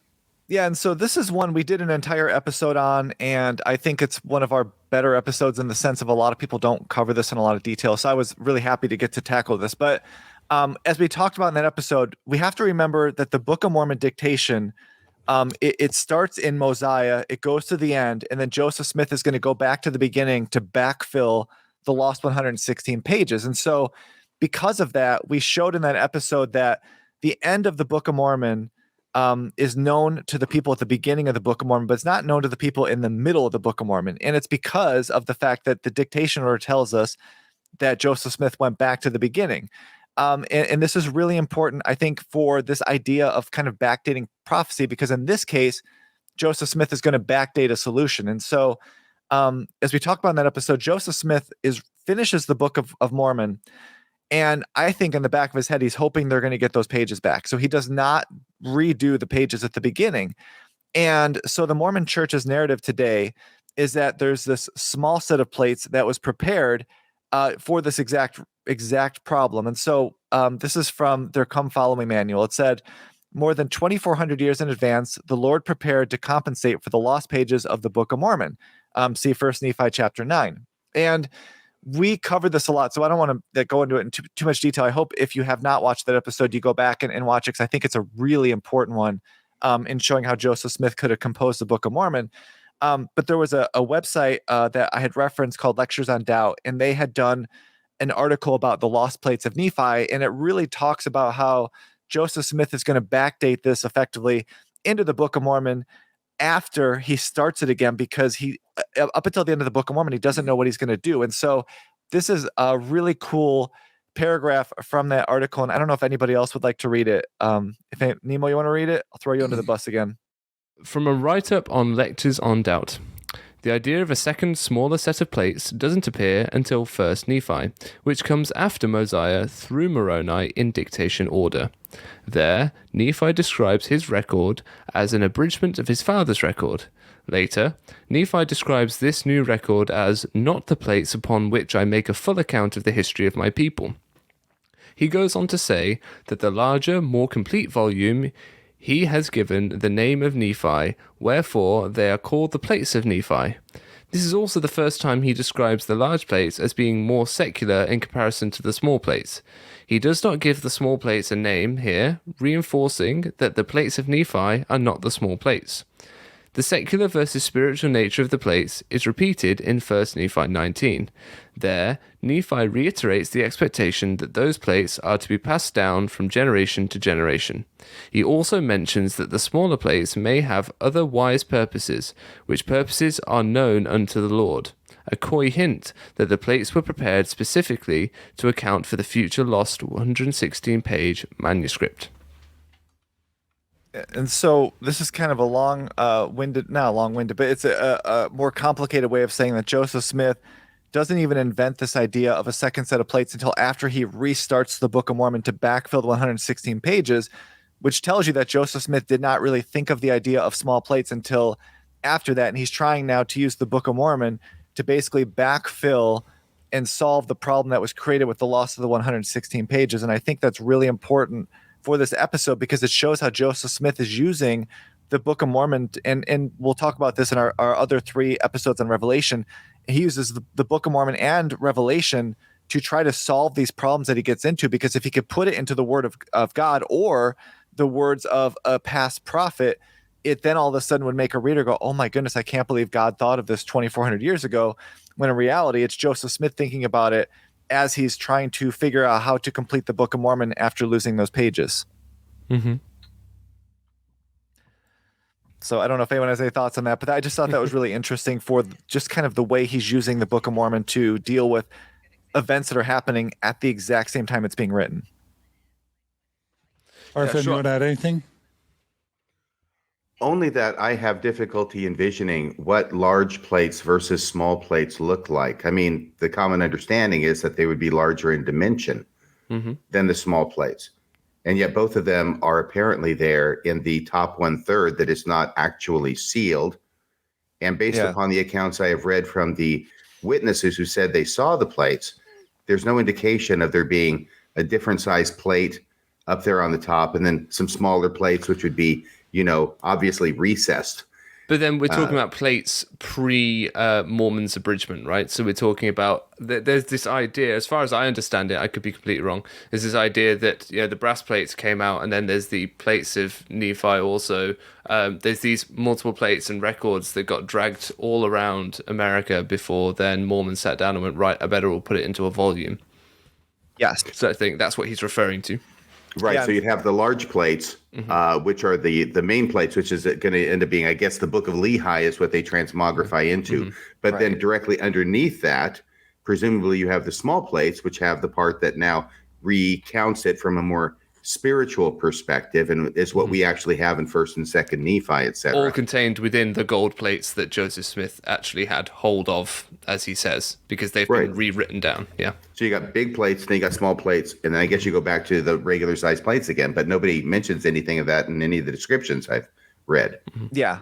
And the one of the revelations, I think it's DNC 10, it talks about how God is giving Joseph Smith the solution to the problem, right? And the revelation makes it sound like Joseph Smith is actually going to translate from the non-abridged plates. So in other words, Joseph Smith would actually be translating directly from the large plates. And that's a really interesting thing we covered in the episode, because if he was going to do that, then he would have actually had more material than the lost 116 pages. So it seems like when he actually gets back to actually doing what he's supposed to do in this revelation, which is to not retranslate, he then invents the idea of the small plates, I think, because he's trying to figure out a way to kind of get this done. Because the initial revelation makes no mention of a small set of plates, but it does talk about how he's going to translate from the unabridged plates to get the material back. And so it just shows, kind of like with the Anthon visit, when you actually look at the details, it gets not just messy, but contradictions galore.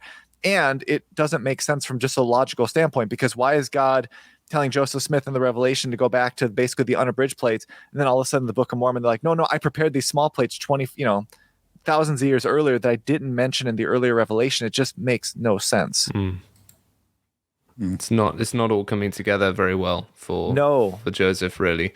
And again, it's weird because Joseph Smith controls all this, and so you're kind of looking at his fingerprints throughout it, where you can see very clearly where he's going, okay, right, well now I need to add this element to make it work. But the problem is, as he adds elements, they contradict each other and they don't line up with what he'd previously stated, which is the issue with a sort of narrated text as well. This idea that he's just verbalizing this text and it's then getting written down, is that he's got this sort of mind map, but you can't juggle all these things. Yeah. And so this is not, we don't need to go into this too much detail, but this is from DNC 10. So God says, behold, they have only got a part or an abridgment of the account of Nephi, Behold, there are many things engraven upon the plates of Nephi, which do throw greater views upon my gospel. Therefore, it is wisdom in me that you should translate this first part of the engravings of Nephi and send forth in this work. And so it looks here like God is basically saying you're going to translate from a bigger set of work as opposed to a smaller one. And yet when he actually gets to writing the replacement part of the Book of Mormon, he then invents this idea of the small set of plates, which really doesn't mesh with DNC 10. And it just shows that Joseph Smith is kind of now trying to use the Book of Mormon to effectively give corroboration for what he's doing, even though it contradicts the early revelations, which kind of mirrors what he's doing with some of these other areas, such as the Anthon visit as well. Because the justification I heard was that essentially the reason that there was always quote unquote overlap between what was written on the 116 lost pages and then what was written in the Book of Nephi. So don't worry, because Nephi's got it covered. That's fine. But it made it clear that wasn't what was going to happen. Does that make sense? It wasn't those plates that were going to be translated from. It was never intended to be covered up that way, because they were never mentioned. It was a larger body of work until these small plates come out of nowhere. Yeah, exactly. And so all of a sudden it's like, and again, it'd be like saying if you took an abridgment of a book, let's just say Moby Dick, and you're working off cliff notes of Moby Dick, and then all of a sudden someone stole the notes you had, and then God came to you and said, you know what, don't worry about the cliff notes, just use Moby Dick, you'll have more information there anyways. And then as you're doing it, you're like, you know what, I found a super different Cliff's Notes version that's even more smaller, micro notes, that I'm going to work from, and it doesn't mesh with the earlier story. And so it shows to me that he's using the Book of Mormon to basically create this idea that God created this small set of plates, which makes sense if you don't understand the translation timeline of the Book of Mormon. But once you start to notice the dictation order and time it up with the revelations he's getting about the lost 116 pages, it makes absolutely no sense. And it certainly looks like Joseph Smith is giving in like a backdated solution to a problem that he's still working out in his head, because he doesn't know how to finish the book after those pages go missing. And it also, it also makes sense to the view that he had of plates, that they're just very easy to engrave, and that this is just the way it's almost in Joseph Smith's mind, this is the way people wrote things down. Whereas, so you've got these multiple plates, you've got the brass plates, you've got the plates in Nephi, you've got those that are all then going to make their way around, and then they're going to get put into the gold plates. What RFM has put forward is that you would think, logically, what the gold plates are made up of is those plates just get bound together, stacked up. That's what the abridgment process is, or what Mormon does by compiling this record. But what's actually posited, as far as I understand, is that these plates that already exist, that were made of brass and other materials, then get dumped on Mormon along with some other records and some other scrolls and whatnot. And he then goes through the whole process of inscribing it all on a set of gold plates that then get buried to be preserved for future. So it's just, why would you be doing that when you've already gone through the painstaking effort to engrave sets of plates previously to then create a whole new set? Because Mormon found them with all the plates. He found the small plates of Nephi, and he found that it was just so wonderful and inspiring and spiritual that he decided he was going to include it there, even though it was a redundancy. Already there, yeah. Yes. Yeah. And it, not to get too basic, but it bears noting here that there's no evidence that Native Americans wrote, any characters by engraving on plates during the time period of the Book of Mormon. No evidence of the smelting, or metal manufacturing or mining facilities that would have been required to do that. And certainly not on gold in bound, ringed kind of like book-like things, because the Gutenberg press and books wouldn't be invented for another several hundred, if not, thousands of years after the time period. So just this whole idea of etching plates in Latin America in book-like format with ringed sheets of writing is completely anachronistic. Am I wrong? Nope. No, that's 100% correct. Yeah. So we're arguing silliness upon silliness a little bit, I think. Yeah. I think that this episode really is a way to, in a lot of ways, kind of transition from all of the work we've done before to get into the actual revelations from Joseph Smith beyond the Book of Mormon. But as I talked about at the beginning, this episode from RFM, when he did it, was so impactful to me because it really helps you to see just how much, even in 1828, 1829, Joseph Smith was willing to use the voice of God or the voice of these past prophets to get his own credibility established, and in this case, to solve problems by backdating it, that 2,400 years in the past, when it doesn't even correspond to the revelations he's claiming from God in the months leading up to it. And it's just to see the messiness and to see the way he's kind of doing it on the fly. It really shows you, to me, that this is not some ancient text that is being carefully abridged by Mormon. It is Joseph Smith scrambling because he doesn't know how to replace these pages. And so he's going to backdate it into the Book of Mormon so that if you're reading it, you'll go, oh my goodness, I can't believe God had already sorted this out and actually knew that Martin Harris was going to fulfill yet another prophecy in losing the pages. RFM, is there anything you want to comment about this last 116 pages slide? The way I would bumper sticker this is that in several respects, the voice of the Book of Mormon contradicts the voice of church history. In what way? Yeah. The ways that we've already been talking about. Okay. So that was just trying to bumper sticker this in a conclusion that you can put on your car, and then we can go on to the next thing if that's what you've a mind to. Yeah, that's brilliant. Okay. And the next slide actually has RFM. We're quoting RFM. That's very meta. So the question is, do we have Nemo read RFM or do we have RFM read RFM? Could I do a good impression of RFM is the question. Could I do a good impression of Nemo is the question. Oh, read it, but in my voice, RFM. That's what you should do. All right, I'll do that. All right, Mike, do you want to set this slide up, the specific in First Nephi? Yeah, so at the beginning of the episode, we talked about the book of Daniel, and the reasons that scholars can date the book of Daniel so specifically is because he provides a series of specific revelations that span multiple centuries, but then the author of the book starts getting the predictions wrong.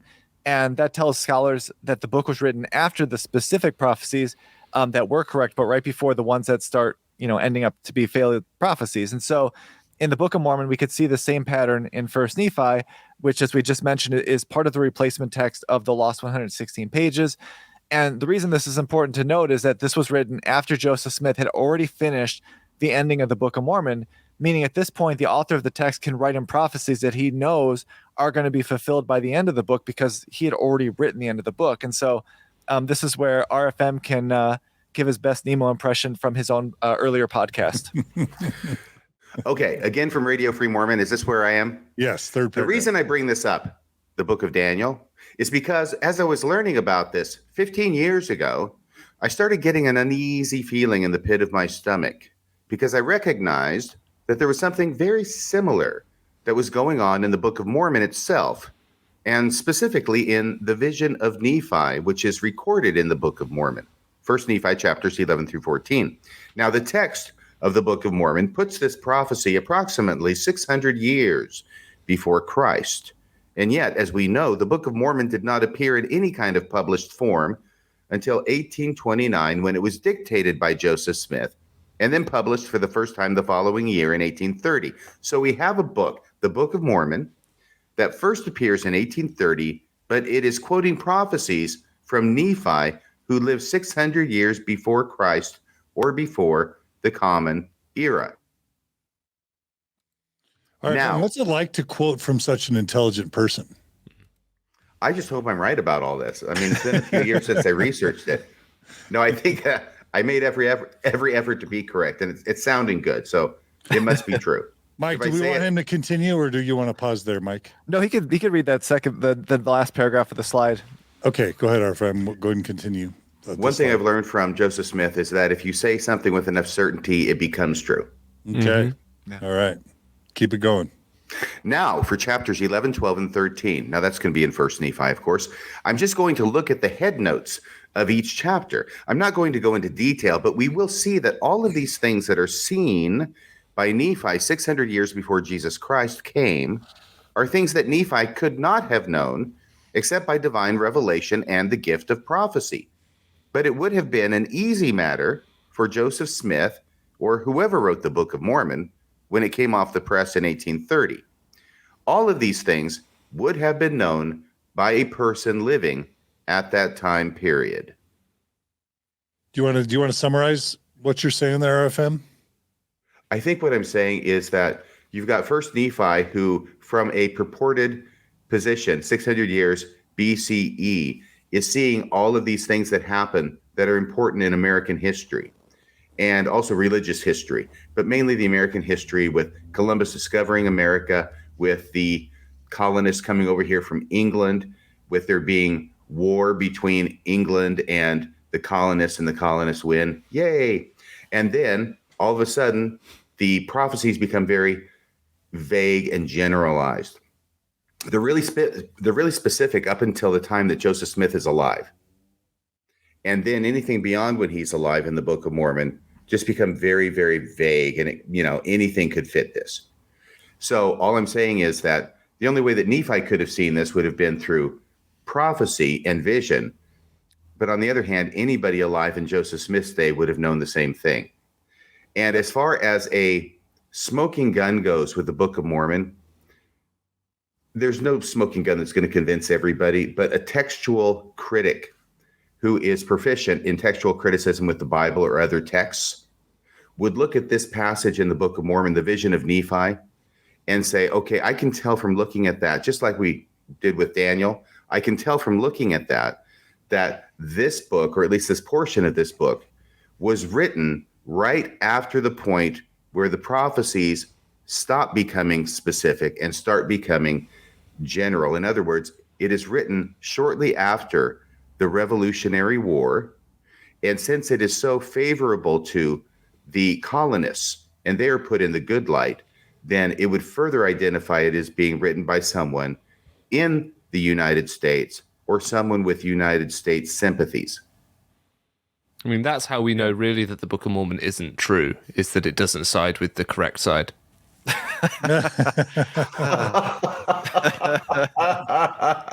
Well done. What did you do with that? By the way, not to take this off on a totally different tangent, what did you do with that as a believing English Latter-day Saint, Nemo? We being a Mormon, growing up in England, you get used to American exceptionalism. But the thing we always reassured ourselves with was it may be the promised land, but we're the promised people. Because at one point in the church's history, there were more members from the United Kingdom than there were American members. By quite a significant margin. We rescued the church. If you hadn't come over and stolen us all away from our villages to America, the Mormon church would not have survived. That's how we dealt with that. Okay. I just came up with the term in my mind in my LGBTQ research. There's this idea of internalized homonegativity where LGBT people are taught to loathe themselves. So I wonder if the Mormon Church has nurtured within its British members internalized, is it Anglo-negativity? Is that what it would be called, Nemo? No, you absolutely can't do that to British people. We do it to ourselves. We hate ourselves and our own country, but no, the Mormon Church didn't do that to us. The weather did. You're too proud. You're too proud to be British. There's no such thing as internalized Anglo-negativity. No, not at all. Okay, got it. Mike, should the next slide, is the next slide a good illustration of the points RFM was making? Yeah, he kind of was hitting on a lot of them, so we could go through it real quick. To it. All right, so this is like making specific now, a specific example of the Book of Mormon, kind of like fulfilling its own prophecies. Is that right? Yeah, so this is going to be basically RFM looking at the chapter 11 heading about all of the things that Nephi is going to prophesy of, and so it kind of taps into what he was just saying about how specific it is, but obviously it's worth looking at. All right, you want to take it? You want to take it on, RFM? I'm here. Okay. Chapter 11, the heading says Nephi sees the Spirit of the Lord and has shown in vision the tree of life. So once again, this is reading from the little italicized chapter headings in the Book of Mormon. He sees the mother of the Son of God and learns of the condescension of God. That's Jesus coming down to earth, or actually in the original Book of Mormon, that was God coming down to earth. It was later modified to be the Son of God. But going on with the heading, he sees the baptism, ministry, and crucifixion of the Lamb of God. He sees also the call and ministry of the 12 apostles of the Lamb.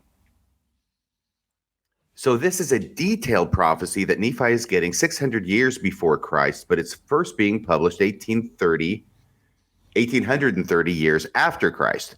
Once again, details not knowable by Nephi, but definitely knowable and known to Joseph Smith and everybody in his community.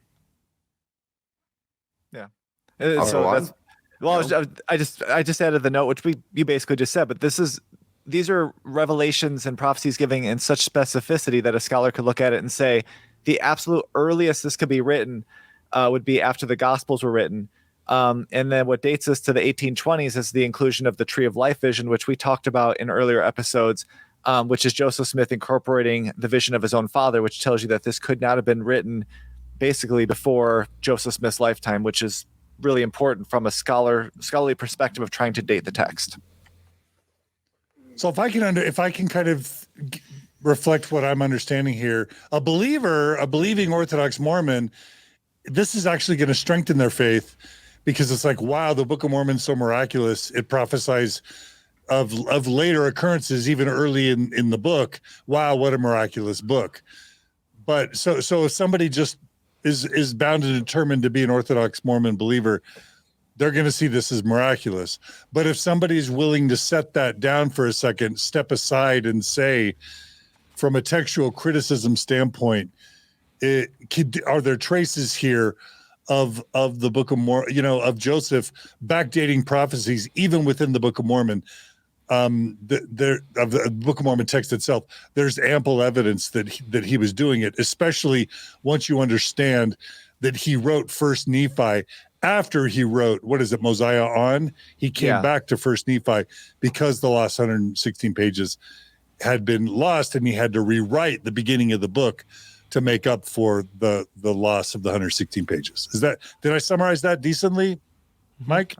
Yeah, I mean, I think so. And that really is just kind of the crux of it, which is that this stuff is so specific that it really dates it to Joseph Smith's lifetime beyond the biblical prophecies. In fact, he's pulling stuff from his own life and putting it into the voice of God or the voice of a prophet.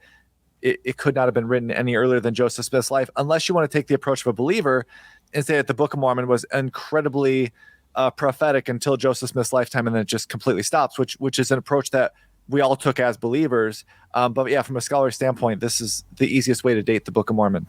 Mm-hmm. Nemo, did you want to add anything on this slide? Yeah, just to add a little tidbit to what RFM said in the quote, which is that, it was originally the condescension of God. That was originally First Nephi 3 in the 1830 edition of the Book of Mormon, before there was a lot more subdivisions when it read more like prose. And for example, in 1 Nephi 3, it says, "And he said unto me, Behold, the virgin whom thou seest is the mother of God after the manner of the flesh." And then in the 1837 edition, so the second edition of the Book of Mormon, you get, "And he said unto me, Behold, the virgin whom thou seest is the mother of the Son of God after the manner of the flesh." So the mother of the Son of God. So you're getting a change in theology there, which blows out very quickly the idea that there was only ever grammatical changes between the first and second editions of the Book of Mormon. Yep. Yeah, that's good. Anything you want to add, Just as an RFM, aside. on that slide? No, I'm fine. Thank you. Okay, let's go on. Let's go ahead and go on maybe to the next slide, which I guess is another example of backdating. Do we want to have RFM continue, Mike? Yeah, I mean, he can. It's just this one I only stole one paragraph from him, so. Chapter 12. Now I'm reading the heading from the slide. Chapter 12, the heading says that Nephi sees in vision the land of promise, the righteousness, iniquity, and downfall of its inhabitants, the coming of the Lamb of God among them, how the 12 disciples and the 12 apostles shall judge Israel, the loathsome and filthy state of those who dwindle in unbelief. Yeah, and this is why the 116 pages stuff that we talked about earlier is so important, because at this part of the vision, Nephi is being shown basically the unfolding of the events of the Book of Mormon, which he knows because he's already written the ending. And so, again, because Martin Harris lost 116 pages, Joseph continues from Mosiah, goes to the end, and then fills it back at the beginning. And so this means that in this part of the vision, Nephi can effectively state the Book of Mormon narrative and then use the remainder of the Book of Mormon to fulfill the backdated prophecies being given in this vision, because the author already has written the ending. And so I just noted, like, it's like writing the Star Wars prequels, foreshadowing what happened, in the already released, episodes 4, 5, and 6. and then you could call it prophecy that, oh my goodness, can you believe the prequels knew that, you know, Darth Vader was going to happen or something like that. So it shows that when you've already written the ending, it's a lot easier to backdate this idea of like a prophecy or some sort of foreshadowing in the beginning because you've already done it. Yeah. Nemo. I just find that whole vision very problematic. I mean, Nephi's lopped a guy's head off to stop a nation dwindling in unbelief, and then an angel shows him that basically that was pointless because the nation's going to dwindle in unbelief anyway. So even though Joseph's doing all these really clever things to take the end of the book and then put it in Nephi's mouth so that, you know, Nephi seems really prophetic, even though he'd just written that bit, he still can't get these basic things right because there's internal contradictions even within this, like within chapters of each other. Yeah, that's a good point. Arfem, anything you want to add?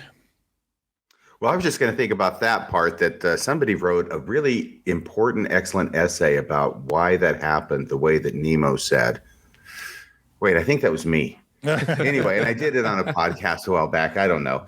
It's just a fun textual analysis. But I did have something else in my mind, but then Nemo started talking, and I began to be lulled by the charms of his accent. Of his accent. I'll just say for me,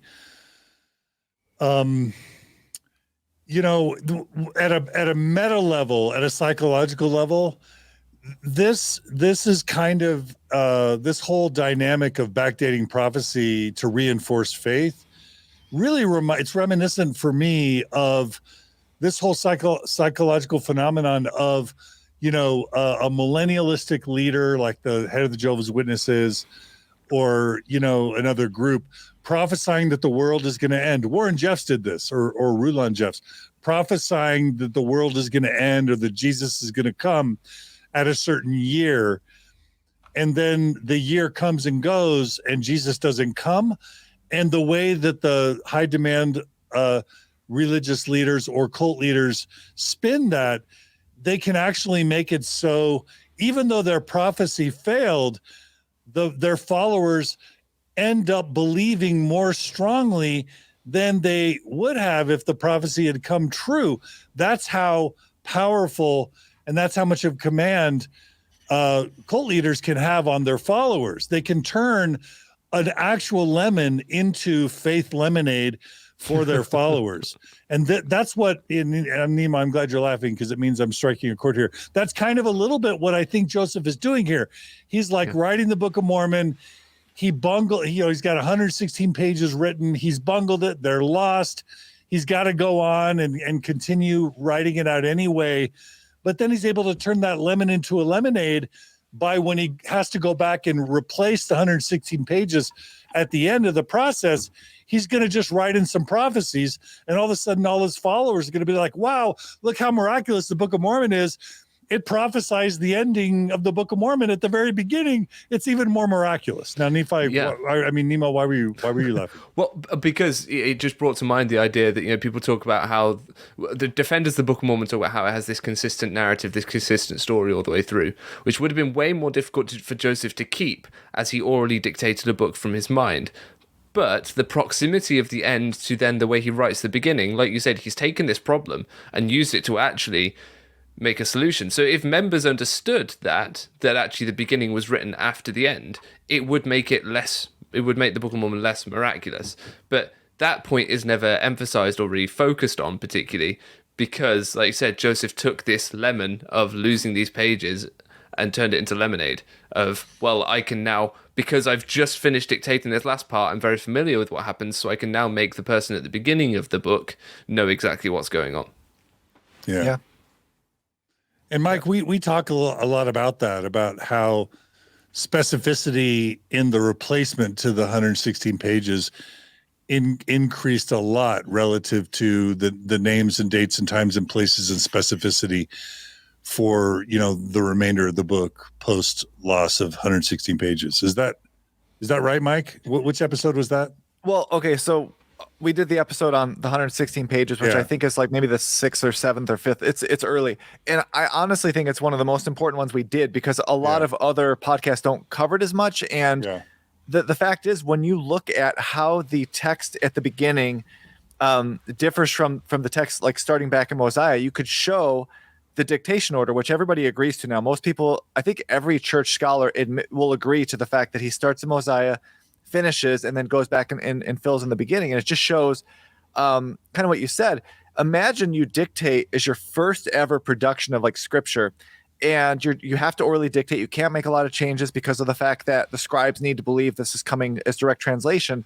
And then it gets lost. As much as that sucks, it allows you to fix any of the things you weren't happy with. And at that point, you've probably fleshed out the story a lot more than you did when you first started. And so for Joseph, I think it did give him a lot more freedom within the text to fix the things he might have wanted to have done that he didn't do the first time around, and to be able to tie it to the end in a way that is so seamless, as Nemo said, because he had just written it. It really does bookend the Book of Mormon in this really kind of majestic way if you read it as a believer, because it does feel like, oh my goodness, they know hundreds of years earlier exactly what's going to happen, and then it actually happens because it's on these records, when in reality you're writing the beginning after the ending, so you already know it happened. And so it does give Joseph Smith a lot of freedom and a big chance to do a do-over on anything he might not have been thrilled with as well. And that's specifically because of the way that he was doing it. Because if you were like, Tolkien or whatever, and you can sit and write your lore, you can write the history, you can write all this stuff out and arrange it and get it all how you want it, then this is not particularly skillful at all. This is just good writing. If you want to have a story where the character is prophetic, then you would have everything laid out and you would know yourself as the author what's going on at the end, so you'd very easily write it into the beginning. But it's because of the oral dictation of this book and the way in which, like you said, Joseph couldn't make any changes or edits particularly, and he had to keep just letting it come out as a stream of consciousness that he'd planned in his head, possibly using some notes, whatever. That's what makes this significant. Just want to make that super clear. All right, fam, any final points you want to make about your previously shared wisdom? Yeah, just a personal story, which is as a true believing member with a testimony of the Book of Mormon as authentic scripture, it was meaningful to me especially when Mormon comes in the words of Mormon, right? And he says, hey, I'm Mormon from the end of this book, and I'm writing this here, and I'm letting you know I found these great plates, and things have gone really bad in the time that I'm living at the end of the civilization. Everybody gets destroyed, but I'm including these here because I think they're great, these small plates of Nephi. That was always meaningful to me because I got the feeling from that this is a real person who really existed at the end of the timeline of the Book of Mormon, who is now coming in here in the words of Mormon much earlier than the end of the Book of Mormon and saying, this is the way things happen. So it struck me as something that showed the Book of Mormon to be true. And then to find out this Mosiah priority, this whole idea that Joseph Smith began translating the Book of Mormon as we have it today with Mosiah, and then to the end at Moroni, then coming back around to the beginning with Nephi, second Nephi, as you've talked about the vision that Nephi has about the end of his people as well. And then right up to Words of Mormon, which is probably about the last thing that Joseph Smith translated. All of a sudden, what seemed a faith-promoting aspect of the Book of Mormon became less so to me. It was a cause of disappointment to me. Mm-hmm. Yeah. And that's Brett Metcalf has done a ton of work on the 116 pages and stuff. And when I read that, I was floored because it just shows how the middle prophets don't really know the ending with anywhere near the specificity as the beginning prophets do. And we covered this in our episode, but this is just a really quick thing I wanted to read from Brett Metcalf's work on it. He says, enveloping is particularly evident in the discussion of the advent of Jesus. For example, early in the narrative, Nephi relates that Lehi, an angel, and the prophets had all predicted that Jesus would be born 600 years from the time Lehi left Jerusalem. However, subsequent Book of Mormon prophets seem unaware of these extraordinary oracles. In a Nephite revival, King Benjamin comments that the time cometh and is not far distant that the Lord shall come down from heaven and shall dwell in a tabernacle of clay. That's in Mosiah 3:5. And he says this comment is surprising since the scriptures he possessed, presumably, told him this would not occur for over 120 years. Alma speaks of Jesus' advent in similar general terms. The kingdom of heaven is soon at hand. The time is not far distant, not many days hence, and the day of salvation draweth nigh. Alma sincerely hopes that it might be in his day. His reticence or inability to disclose Jesus' birthday is explicable in his admission, as he says, we know not how soon.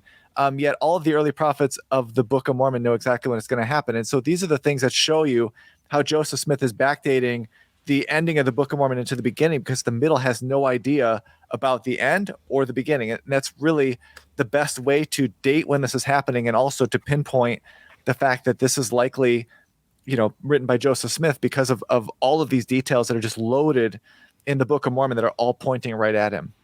Can I sum that up real quick? Because I feel like I've understood that. It's essentially what you're saying is Alma was saying, "Oh, I'm not sure when Christ's going to come. I'm hoping it's soon. I'm hoping it's my lifetime." But all the prophets before him, from the beginning of the Book of Mormon, knew when it was going to happen. They were making distinct predictions about exactly when and what would happen. So he would have had access to those scriptures. So why didn't he know too? Yeah, exactly. Okay.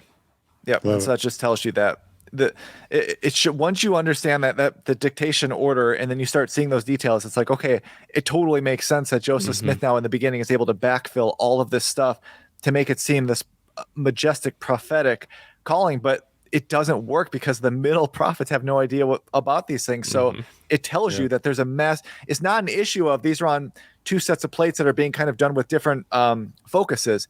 It's telling you that the middle people have no idea, not just that the small plates were done, but what all of these earlier prophets are saying. And that is as big a red flag as you can get that there's something going on here. Because these middle prophets weren't reading their scriptures. Yep.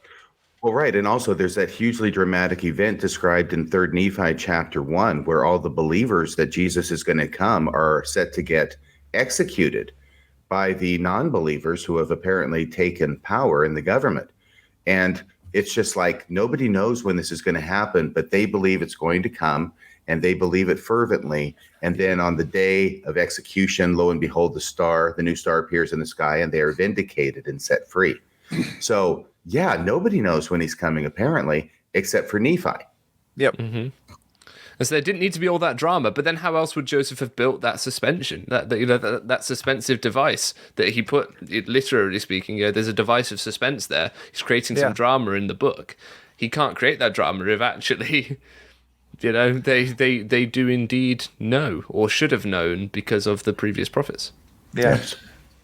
I'll just say, to kind of cap off this section, that, when you meet someone like a Brent Metcalf or a Colby Townsend or a David Bokovoy, and you realize how incredibly intelligent and scholarly and meticulous and honest they are, you ask yourself, why would they dedicate decades, if not, entire careers and lives to analyzing biblical or Book of Mormon or Book of Abraham texts? And you realize that when you think about the hard sciences, like the biological sciences, someone would dedicate a life to DNA study because DNA can prove whether or not a murderer is a murderer. Like, there are real implications for hard sciences if you can figure out how cells work, you can cure cancer and save lives. Like, there's a hardness to the hard sciences that in some ways I believe attracts sometimes our best and our brightest minds. I think of textual criticism like that because this feels to me, I'm thinking about some of our viewers and listeners that are like, man, we're really in the weeds now. Like, we're really digging into stuff that almost like, are we going too much in the weeds? But then you think about a Bokovoy or a Townsend or a Metcalf, they go into the weeds because this really, really does prove, in almost like a analogous to a biological science, this really does show whether the Book of Mormon is an authentic translation or is not. Because once you get into the weeds like this, you can really find the fingerprints that show that this isn't what it claims to be. That's what it means to me. I know you didn't like me bringing up the Unabomber last time, but I am going to bring it up again, in that textual analysis is what helped catch him. You know, Yeah. these things are important. These studies of text, they have legitimate real world applications. Yeah. And so to a believing member who would maybe say, oh, well, if you have to look into it this much, then you don't have enough faith and you just need to have more faith. Yeah. I would actually argue that looking into it at this level of depth is important to understanding what it is you're actually reading and whether you should put your faith in it or not. Because you should put your faith in things after you've exhausted your kind of analytical faculties. So that's why going into the weeds like this is important, at least from my perspective. Yeah, I think Yeah, so. and I get that so much, where people say the book of Abraham is obviously the biggest sample. Say, well, you have to have faith, because if Joseph Smith had gotten the translation correct, there'd be no need for faith, because you know he's a prophet. And it's like you kind of roll your eyes, because you're like, well, otherwise the outside of that is to say, well, then God set Joseph Smith up to look like a fraud in order to bring more people to his church, which makes absolutely no sense. And to your point, Nemo, and I've said this before on these episodes, but to me, I was raised in a Protestant background, then I converted, but basically the idea of faith was the same within both elements. To me, I was always taught faith is the belief in what we cannot know for sure and what we cannot see for sure.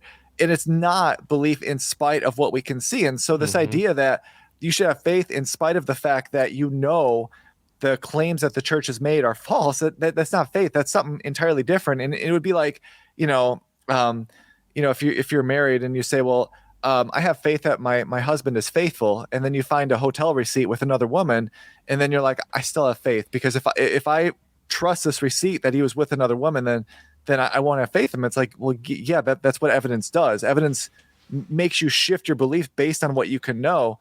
So, I mean, I get what Nemo is saying, because that is a very common response, but I just think that is not what faith was ever intended to be. It's only kind of taught that way by people who have a need or desire to keep you in that system. And that doesn't just apply to Mormonism. So I do think that's an area where I push back heavily on the idea that faith is supposed to have us doubt the evidence that we can all see. Yeah. Yeah.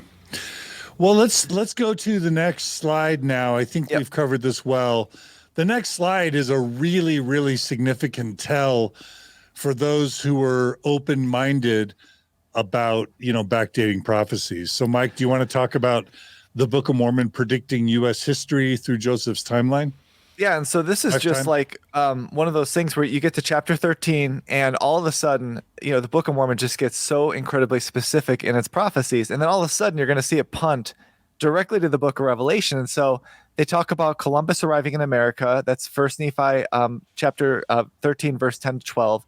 And it says basically it's white settlers obtaining the land of their inheritance from the Native Americans. And, after 1492 BCE, as more settlers came to America, leading to the creation of colonies. And then you've got the Revolutionary War, which is obviously something that happens between 1775 and 1783. That's where we took care of Nemo's friends. And then all of a sudden it prophesies of the coming forth of the Bible and the Book of Mormon in America. So that's now in verses 20 to 42. And so obviously that's hard to date specifically, but the Geneva Bible was the first Bible brought to America around 1620 with the Pilgrims. The King James Bible would be brought over shortly after in the mid 1600s. And of course, the Book of Mormon is released in 1830 after being produced in 1829. They prophesy of the great and abominable church and the church of the Lamb of God. This, again, is hard to date, as it's kind of vague, but this prophecy has no anchor in historicity. And then following a specific history of America from 1492 to 1783, the author of the Book of Mormon falls back to the very vague prophecies that are no longer about historical events, but about religious movements. And so it just shows that all of a sudden, as RFM said at the beginning, once you get past the Revolutionary War, which is, we'll say 1783, it's over. The Book of Mormon really has nothing specific to say outside of Joseph Smith's own kind of lifetime with the Book of Mormon, and obviously we'll get to, he prophesies of himself. And one note that I find interesting is that it talks about the Apostle John will write the Book of Revelation in the Book of Mormon. Scholars date the Book of Revelation to about 96 CE.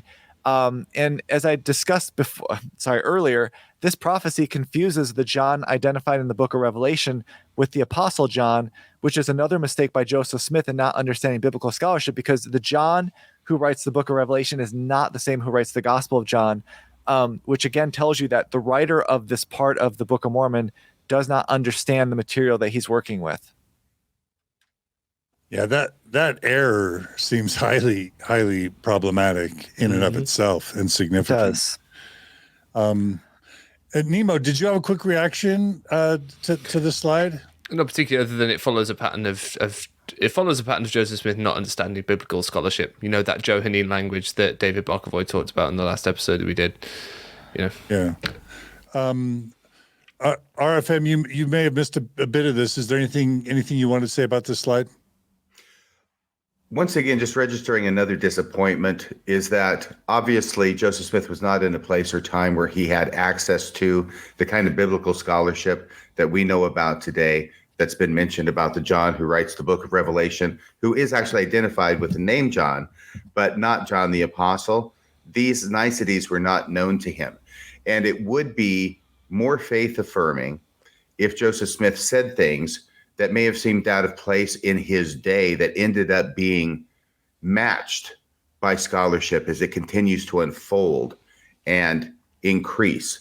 Instead, time and again, what we seem to see is his saying things and writing things that were quite well received and understood and accepted in his day, but that as scholarship increases, his teachings become outdated. Well, because what you've just described there, RFM, is legitimate prophecy. That's what he would have been engaged in if he had made acknowledgments about the unknown author of the Book of John, for example, and spoken out about that against the prevailing tradition at the time that they knew who it was. Then that would be legitimate prophecy, and he would go on to be vindicated. But it's like Joseph wasn't quite capable of planting a tree that he would never sit in the shade of. To look at the old proverb, you know, he always had to just work with what was around him, with the existing trees. Right. And like we all do, right? He was an eclectic aggregator, but not a prophet that I can tell. No. Yeah. Well, Yeah, go ahead.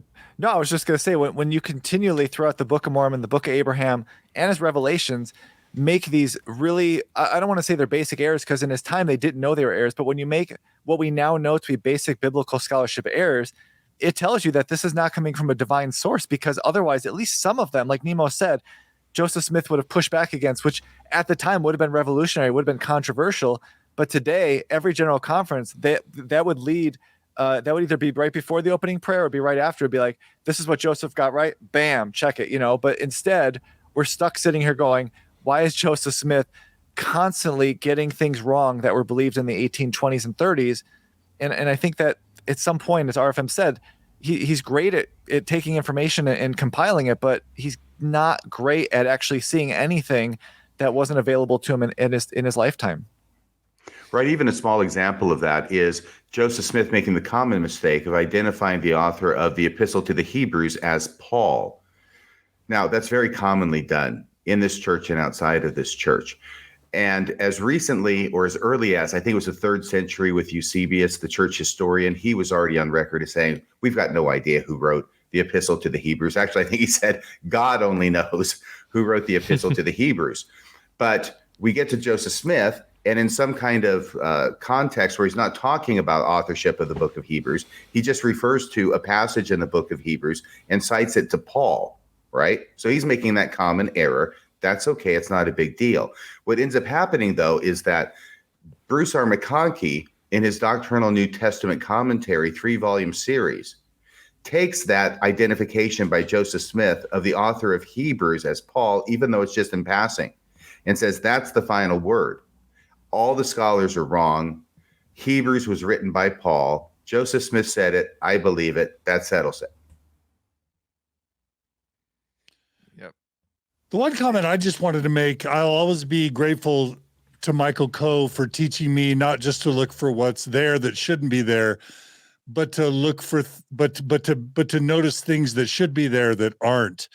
And if God's got a chance to do a miracle here, if God's got a chance to show, prophecy within the Book of Mormon, and even to show that on top of that, Joseph Smith's a prophet, and that's the whole point of having prophecies, is they can be experienced as miraculous by the people seeing a prediction of the future.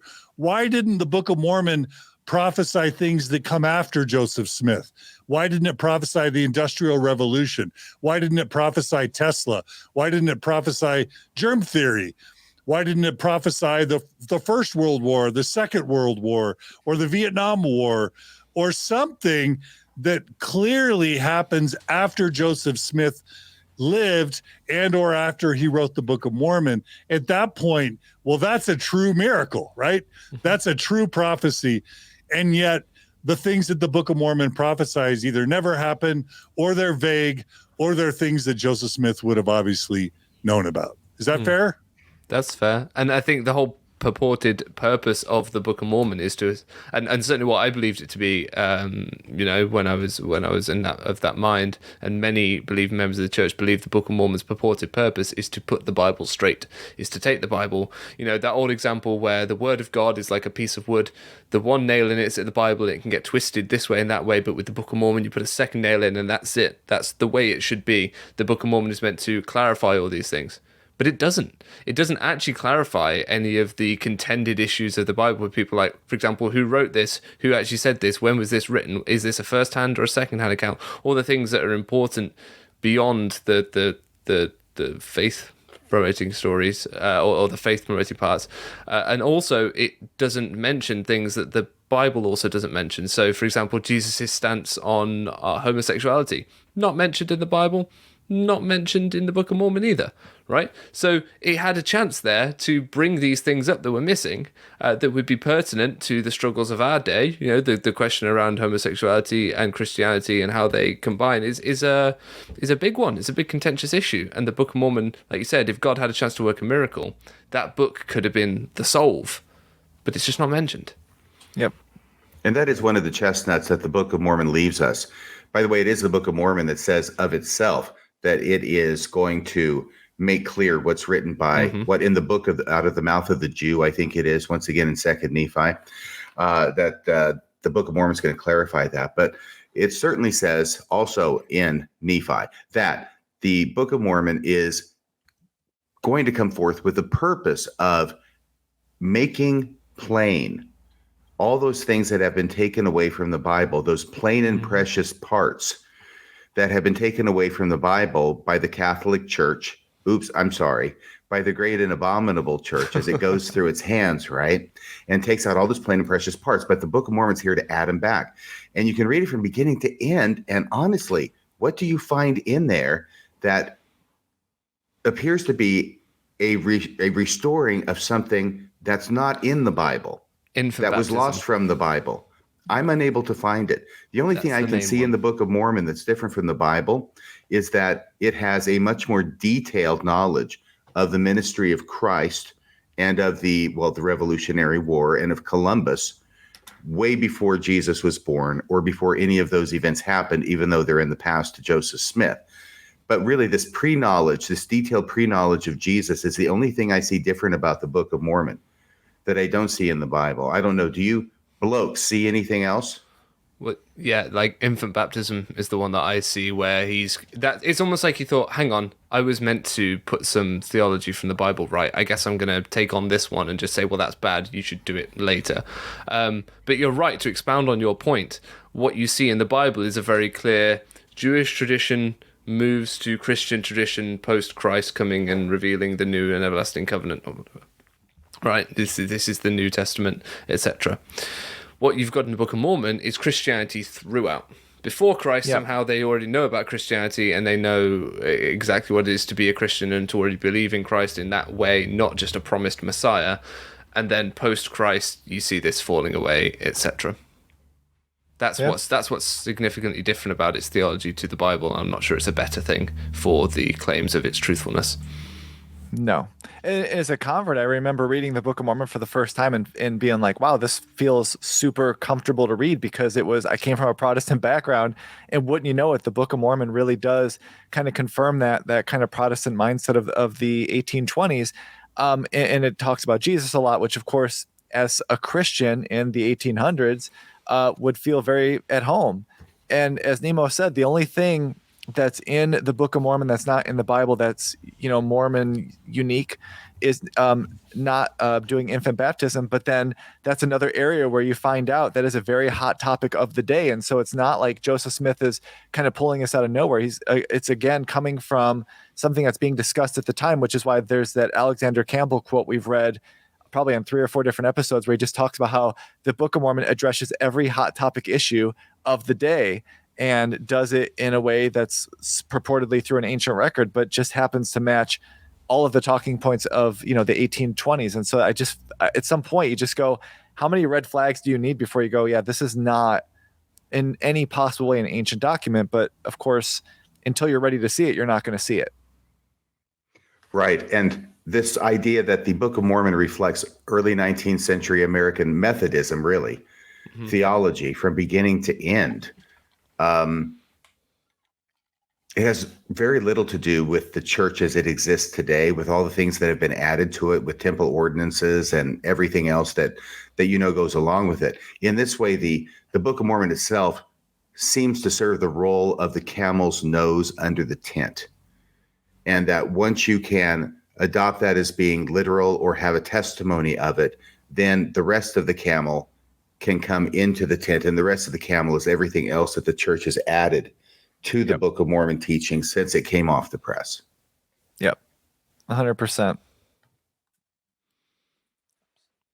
All right. Well, let's take it to the next slide, which Joseph one-ups it. He doesn't just predict U.S. history that he would have already known, backdating that back into the Book of Mormon. He even goes as far as to, and this is a little bit I don't know if the right word is narcissistic or maniacal. I don't know what the right word is. Self-aggrandizing. Thank you, Nimai. Yeah. Self-aggrandizing. He creates a prophecy about himself in the Book of Mormon. So take it away, Mike, and you can have whoever you want read it. Yeah, it's just, this is one of those areas where looking back at it now, I'm like, oh my goodness, how did I not see this? But, one of the, small notes that comes here that we talked about in the surrounding influences is that Joseph Smith actually creates a prophecy about himself that he inserts in the Book of Mormon. And so this is from the words of Joseph in 2 Nephi chapter 3. And I guess we could have Nemo read it since we had RFM read a bunch recently. Sure, that's fine. And thus prophesied Joseph, saying, Behold, that seer will the Lord bless, and they that seek to destroy him shall be confounded.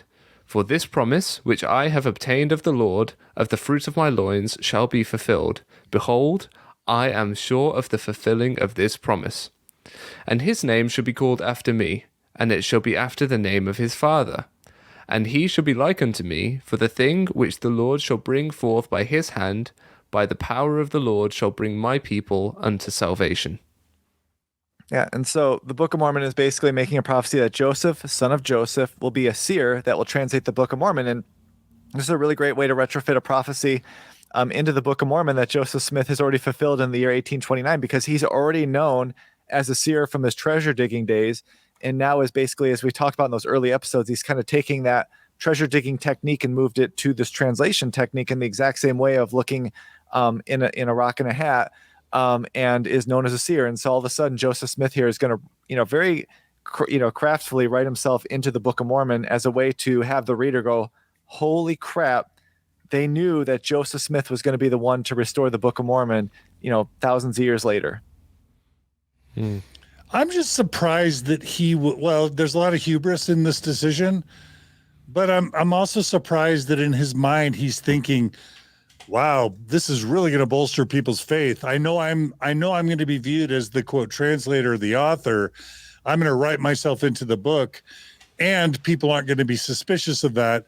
And people's faith is going to be enhanced or reinforced because it's a prophecy about because it's a backdated prophecy in effect. Like, it's a little bit weird that he would think this is, number one, a good idea, and number two, was going to be faith enhancing.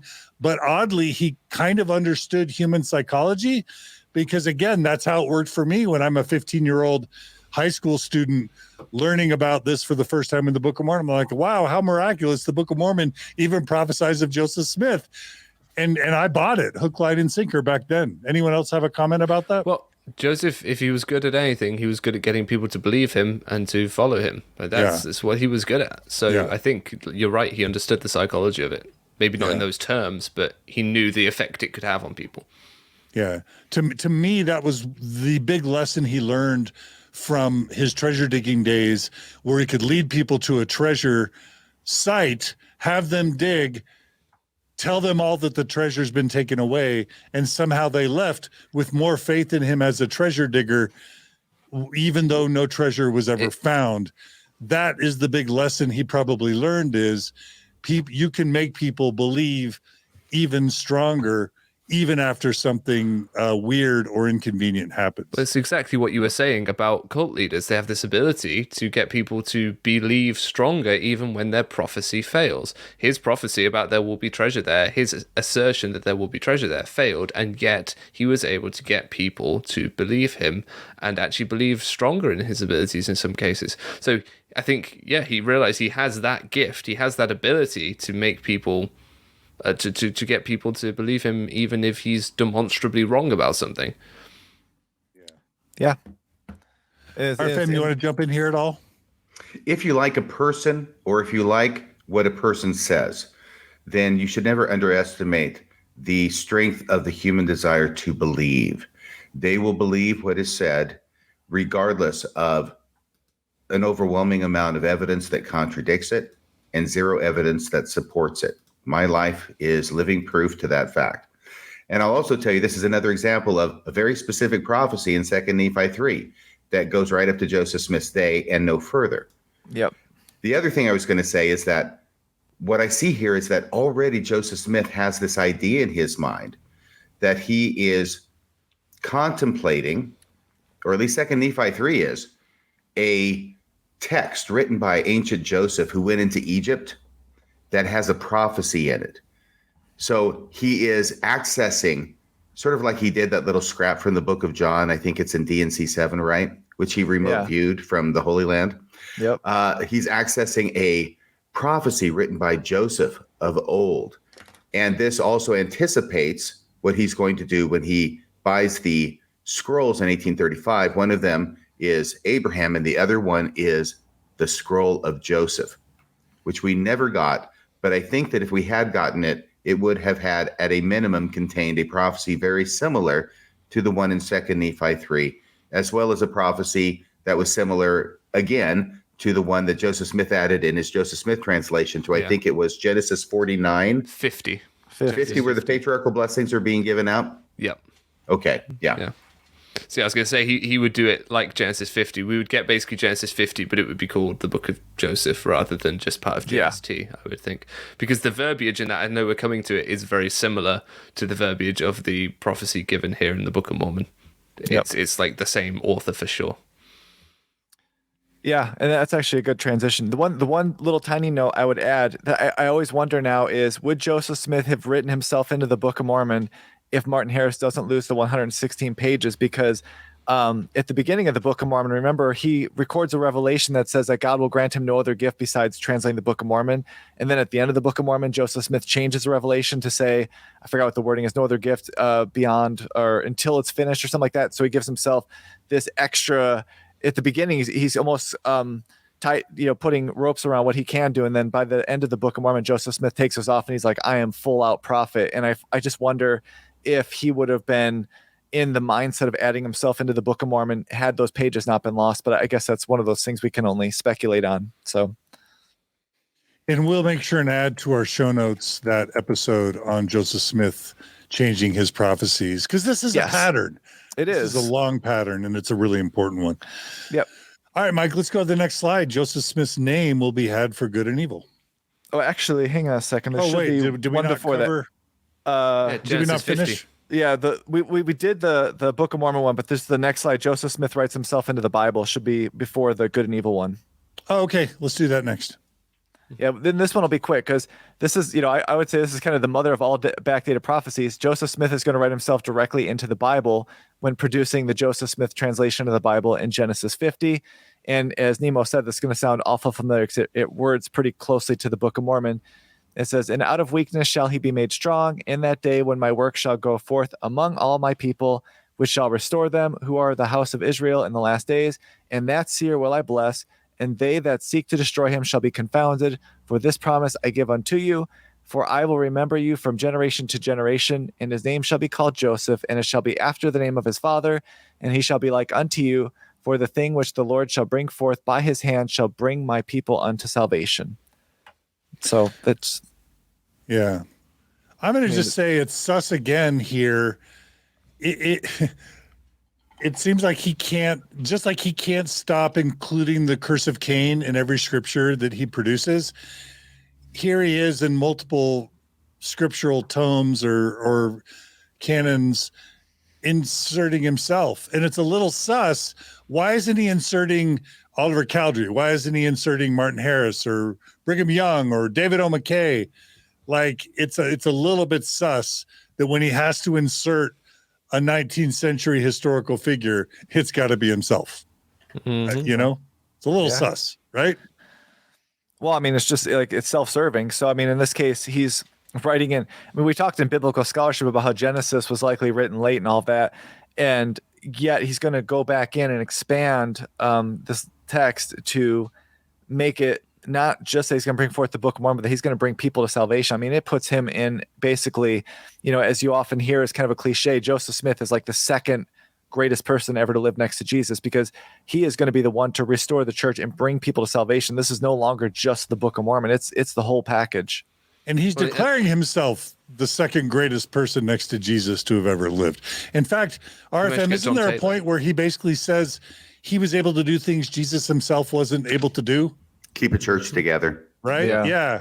So like he even one-ups Jesus. Yeah, he said, Jesus' followers left him, but none of mine have left me yet. Yeah. And he managed to get John Taylor to write about him in his sort of like obituary, essentially, in Doctrine and Covenants, that he did more save Jesus only. So, you know, like he managed to not just think that of himself, but get others to think that of him too. Well, John Taylor was just feeling bad for having killed Joseph Smith himself in that cell. Oh, my goodness. And we're off the air. Yeah.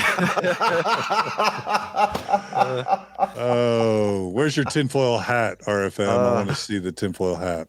That's my hair. Thank you. Yeah. So I guess Joseph Smith's behavior in his actual history of megalomania or whatever we want to call it, hubris, is reflected in his real life and behavior, just like it appears to have been in how he backdates prophecy about himself into multiple, canon, multiple pieces of the canon, I'll say. And it shouldn't be surprising to any of us, looking at it kind of from like a meta psychological perspective, as you've talked about before, that a man who can make claims of angelic visitations and restoring God's one true church on earth, he's making some pretty huge claims. That's going to take a level of confidence, self-assuredness, and sense of ego to achieve. So it's not surprising at all. Yeah. Yeah, it's not. Yeah.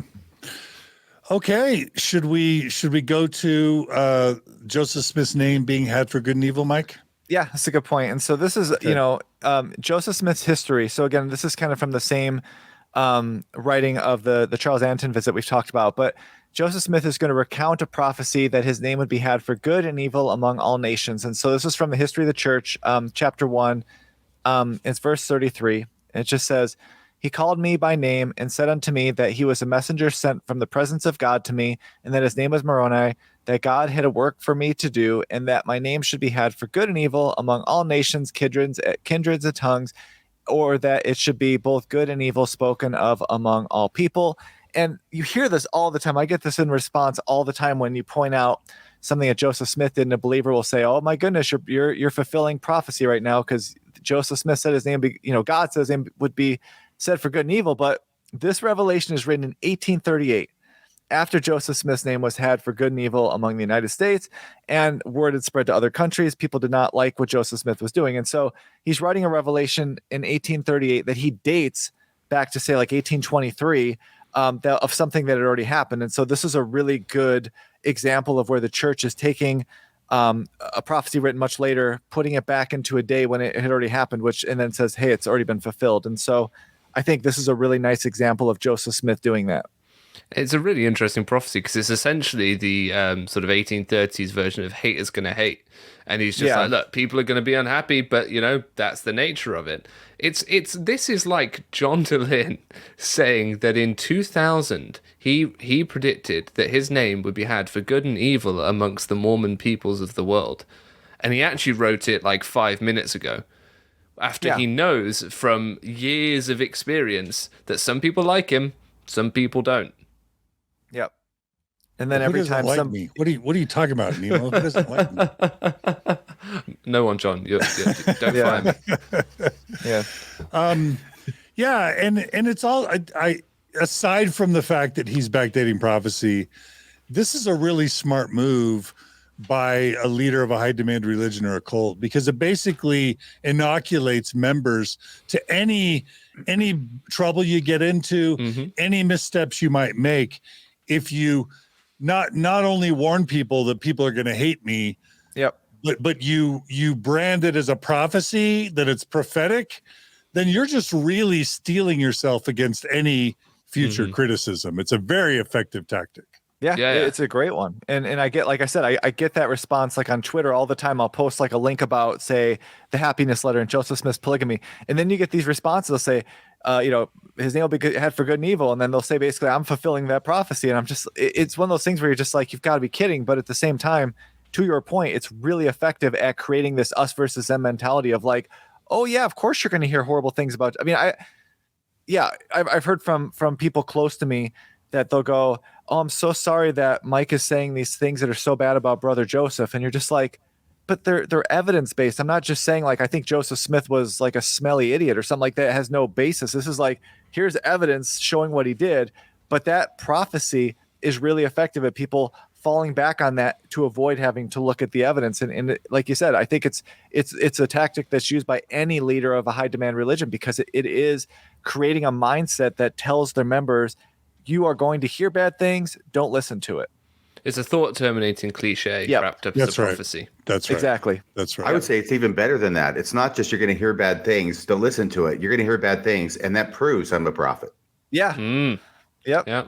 And that's what's happening. So I mean, it in that regard, it is a prophecy fulfilled. But of course, it already happened. But yeah, it's very effective. And the house always wins, because if you're doing good things, then people praise you. If you're doing bad things and people are criticizing you, well, that's just a prophecy fulfilled. So it kind of inoculates you, and the house always wins. Yep. Yeah. Yep. Okay. It's like saying he shall sleep and he shall wake for the rest of his life. Yeah. Right? Of course, he's going to do both those things. Yeah. It also reminds me of the if you think about the fact that as we've already mentioned, so many of the 3 witnesses and the 8 witnesses either left the church or apostatized. At some point, it was super smart to say even the very elect shall be deceived. But that not only refers back to so many of the early leaders in the church, but then it can apply in perpetuity to anyone who ever leaves the church, including Tom Phillips or Hans Mattson or whatever. Of course, an apostle or general authorities or people with their second anointing are going to leave Mormonism, because it was prophesied that even the very elect shall be deceived, right? It's brilliant. It's a stroke of brilliance. Is. Yeah. Well, I think Jesus gets credit for that because he came up with that before Joseph, I think. Yeah, that is true. Which does make you wonder, why is Jesus talking about this in his public ministry? Yeah. Yeah. Yeah, that is it's from Matthew, right? RFM? What are you saying, RFM? Probably 24. Yeah. What am I saying? I'm saying that sounds like a very good reason to have that statement said by an authoritative figure to explain why people in high positions are leaving the church, and have it be something that people can be okay with, that they're leaving because it's been prophesied. So I'm wondering what high people were leaving in the church at the point that Matthew was written and this saying was put in Jesus's mouth retroactively, because there would be no reason for him, at least according to the text that we have of the Gospel of Matthew or any of the Gospels, for him to be saying it at the time. Yeah. That's a good point. Yep. All right, let's go to the next example, which, we can't just stop at the Book of Mormon and the Joseph Smith translation of the Bible. Let's see where he does it in the Doctrine and Covenants. Yeah, you got to visit the gift shop on your way out, you know? You do. This is, and it's important just because it shows that it's not just the Book of Mormon where this is happening. And I think that's, it's one of those ones you don't. And this next slide is going to be important because it's one I never would have understood was a backdated prophecy because it's DNC2. And so you just assume this is the second revelation he ever claims to have. And so this is from DNC2. And again, this is Joseph Smith claiming this in 1838 from Moroni, and it says, I behold, I will reveal unto you the priesthood by the hand of Elijah the prophet before the coming of the great dreadful day of the Lord. And this is again from 1838, and Joseph Smith claims in 1836, I believe, that he's visited by Elias and Elijah in the Kirtland Temple. They're the same person.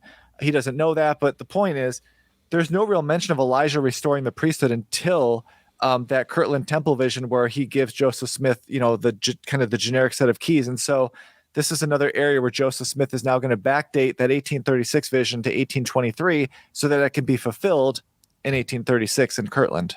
Wow, that's a good one, Mike. But if you read the DNC in order, you don't realize that. You're just like, oh my goodness, Joseph Smith knew in 1823 this was going to happen. And then holy crap, it happens in Kirtland. But when you, again, look at it from a linear timeline, you're like, oh my goodness, he claims this in Kirtland. Then he writes this revelation, backdates it before that to fulfill it. And that's when you look at it and you're like, why does he need to do that?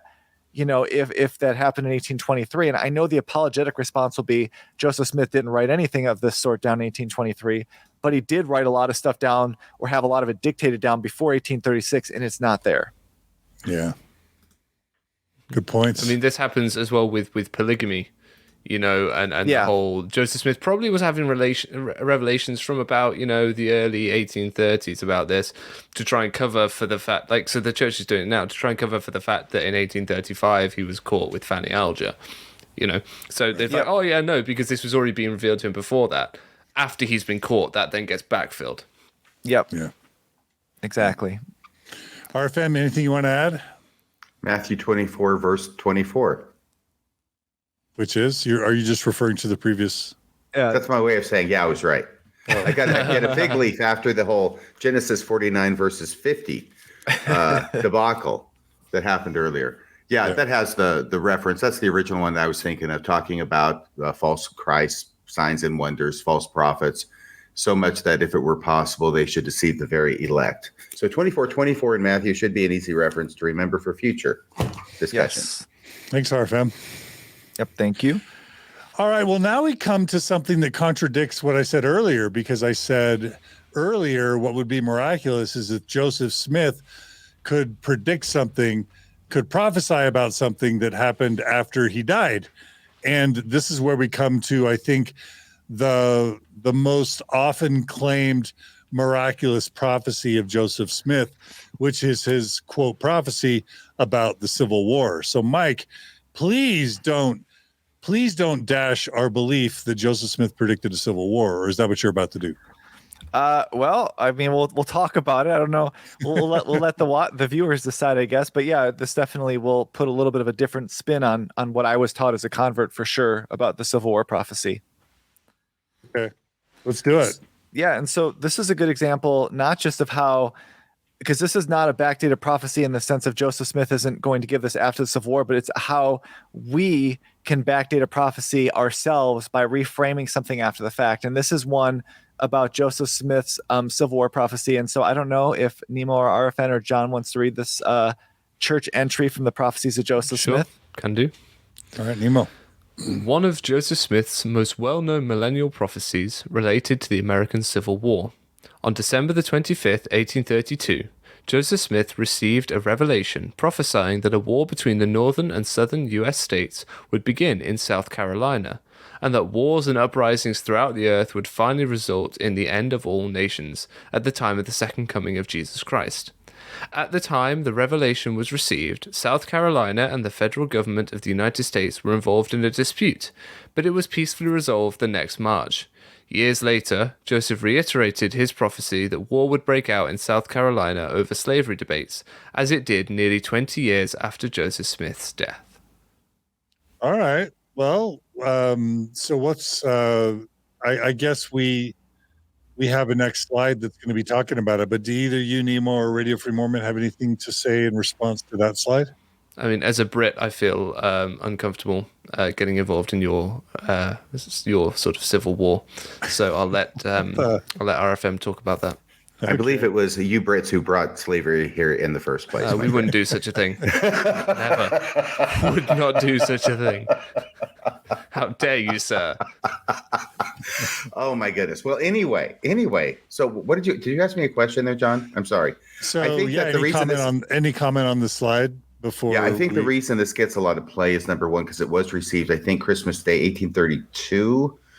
Early 1830s anyway, and it is of record, and it mentions a couple of specific things, one of which is slavery, which no one was even discussing at the time. I mean, the Missouri Compromise had not been passed by that point.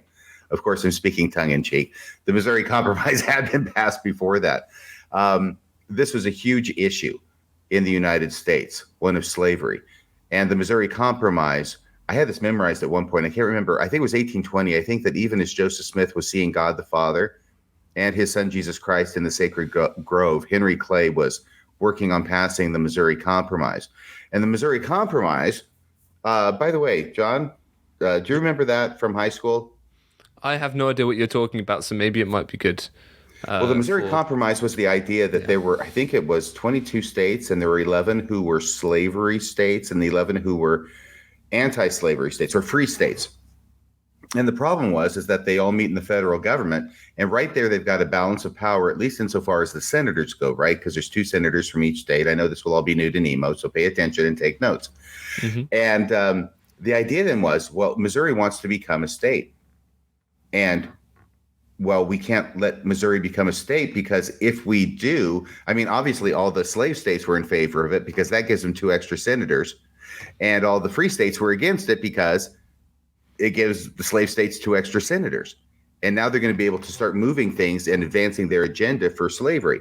So Henry Clay comes up with a compromise because right there, they're deadlocked. Missouri cannot become a state. How are we going to do this? How are we going to grow this nation at all if nobody can become a state? Because either they're going to be slave states or free states. And he says, okay, here's the compromise is anytime a slave state comes into the Union, a free state has to come into the Union at the same time in order to maintain the balance of power. So when Missouri came in, Maine came in as a free state to offset the power of Missouri coming in as a slave state. And that was continued out from that point for a number of additional states coming into the Union. This was a huge, huge issue. It was everywhere in Joseph Smith's day. And indeed, that slide, which I think quotes from a church publication, talks about how there was, when Joseph Smith wrote this, yes, there were problems going on in South Carolina about over the slavery issue. And I think there were threatenings of succession. I'm sorry, I didn't study this independently to come up with all the details for this show. But well, that's okay because Mike's got the next slide. Is Mike back with us? Yeah, great. I'm back. Yeah, I've been tap dancing here for about half an hour. All we just did was RFM tap dancing while Mike went to the bathering on a long, convoluted tirade about Crimea and Russia and that sort of prediction. If we weren't careful, half a league onward. I was listening to Nemo getting a lesson on American history, and I was just enjoying the ride. So yeah, we're good. All right, so Mike, we talked about Joseph Smith's Civil War prophecy. I guess now you're going to dash our beliefs in that prophecy. Well, yeah, and this is why the next slide, again, it's one of those things where as a convert, as a member, I was told a very clean, Joseph Smith predicted this. It's kind of like the word of wisdom we talked about in our word of wisdom episode where I was like, I remember specifically I was told as a convert by people close to me, they're like, Joseph Smith was the first one that knew smoking was bad for you. And I was like, wow, that's really cool, and you find out that's not at all what the problem was. But in this case, the church doesn't tell you that 4 days before this revelation was recorded, that a newspaper article appeared in the Painesville Telegraph just outside of Kirtland, Ohio, entitled The Crisis. And the article discussed the ongoing tensions that were leading to fears that the possibilities of dismemberment have increased. And so from the article, there's this little blurb that says, we have just terminated an election which it is feared may be the last that will ever held under the present form of government, and many, we might say most, of the ablest men in our nation have uttered their misgivings. In the brief interval since the election commenced, the possibilities of dismemberment have increased and our dangers thickened. And so this is, Joseph Smith writing a revelation 4 days after this article. He claimed that the war would break out shortly, that it would pour out among many nations, and that it would include all sorts of natural disasters. And so Joseph Smith got the revelation actually wrong in a lot of those specific claims. But today, the church has really repurposed this revelation to say that Joseph Smith correctly predicted the Civil War. And so this is an example of how we kind of backdate the prophecies of people in the church or in the Bible to make them fulfill prophecy, even though if you actually read it carefully, it's not at all what they're saying. Got it. Okay. All right. Well, the next slide is really interesting because it talks about now we're kind of leaving Joseph Smith and talking about how Joseph Smith's legacy lives on, because we even do this in the modern day, and it's example with current president and prophet of the church, Russell M. Nelson. Go for it, Mike. Yeah, and this is I believe is why RFM had done his Backdated Prophecy episode. I'm pretty sure that's how he started his off. And so it's because the church during COVID was constantly saying, holy crap, prophecy is being fulfilled before our very eyes, because can you believe that God put a doctor at the head of the church, and that Russell Nelson in his October 2019 General Conference said, thus the year 2020 will be designated as a bicentennial year. General Conference next April will be different from any previous conference. In the next 6 months, I hope that every member and every family will prepare for a unique conference that will commemorate the very foundations of the restored gospel.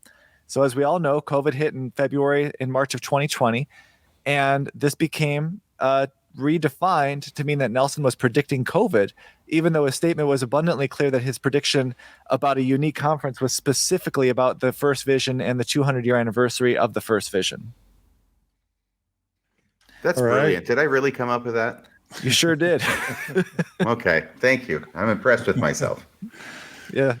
No, you should be. Because I was, like I said, when I was listening to the podcast, I'm like, man, this is really good, because you use that kind of to springboard into all of this other stuff to kind of show how not just there are backdated prophecies in the Bible or the Book of Mormon, but how the church or members will also kind of do that in order to fulfill a prophecy that wasn't ever meant in the first place. And so I think, and we all heard during COVID about how God had given us a prophet to prepare us for COVID by going to 2-hour church, home-centered church, all of that stuff, and ignoring all of the surrounding details about how it had been tested for years and how there were surveys about how people didn't want to go to 3 hours of church. None of that mattered, because now we had something we could pin it to. And so, it was really important to show how when we're believers, we will mold the evidence or the statements to fit the conclusions that we need it to. Right. And then just creating crazy ass stories out of whole cloth to support that narrative, like Wendy Nelson did. I'm sorry that I'm characterizing that story that way, where she said that back in January of 2020, all of a sudden, she turns around and all their speaking engagements at all of these big arenas and facilities around the country and around the world. He's just sort of, taken an eraser and wiped them off the whiteboard. And she's going, what happened to all these? And he says, oh, I don't know. I just figured we didn't need to really do those. And then she looks at the audience and says, there's a prophet in the land. I just want you to know that.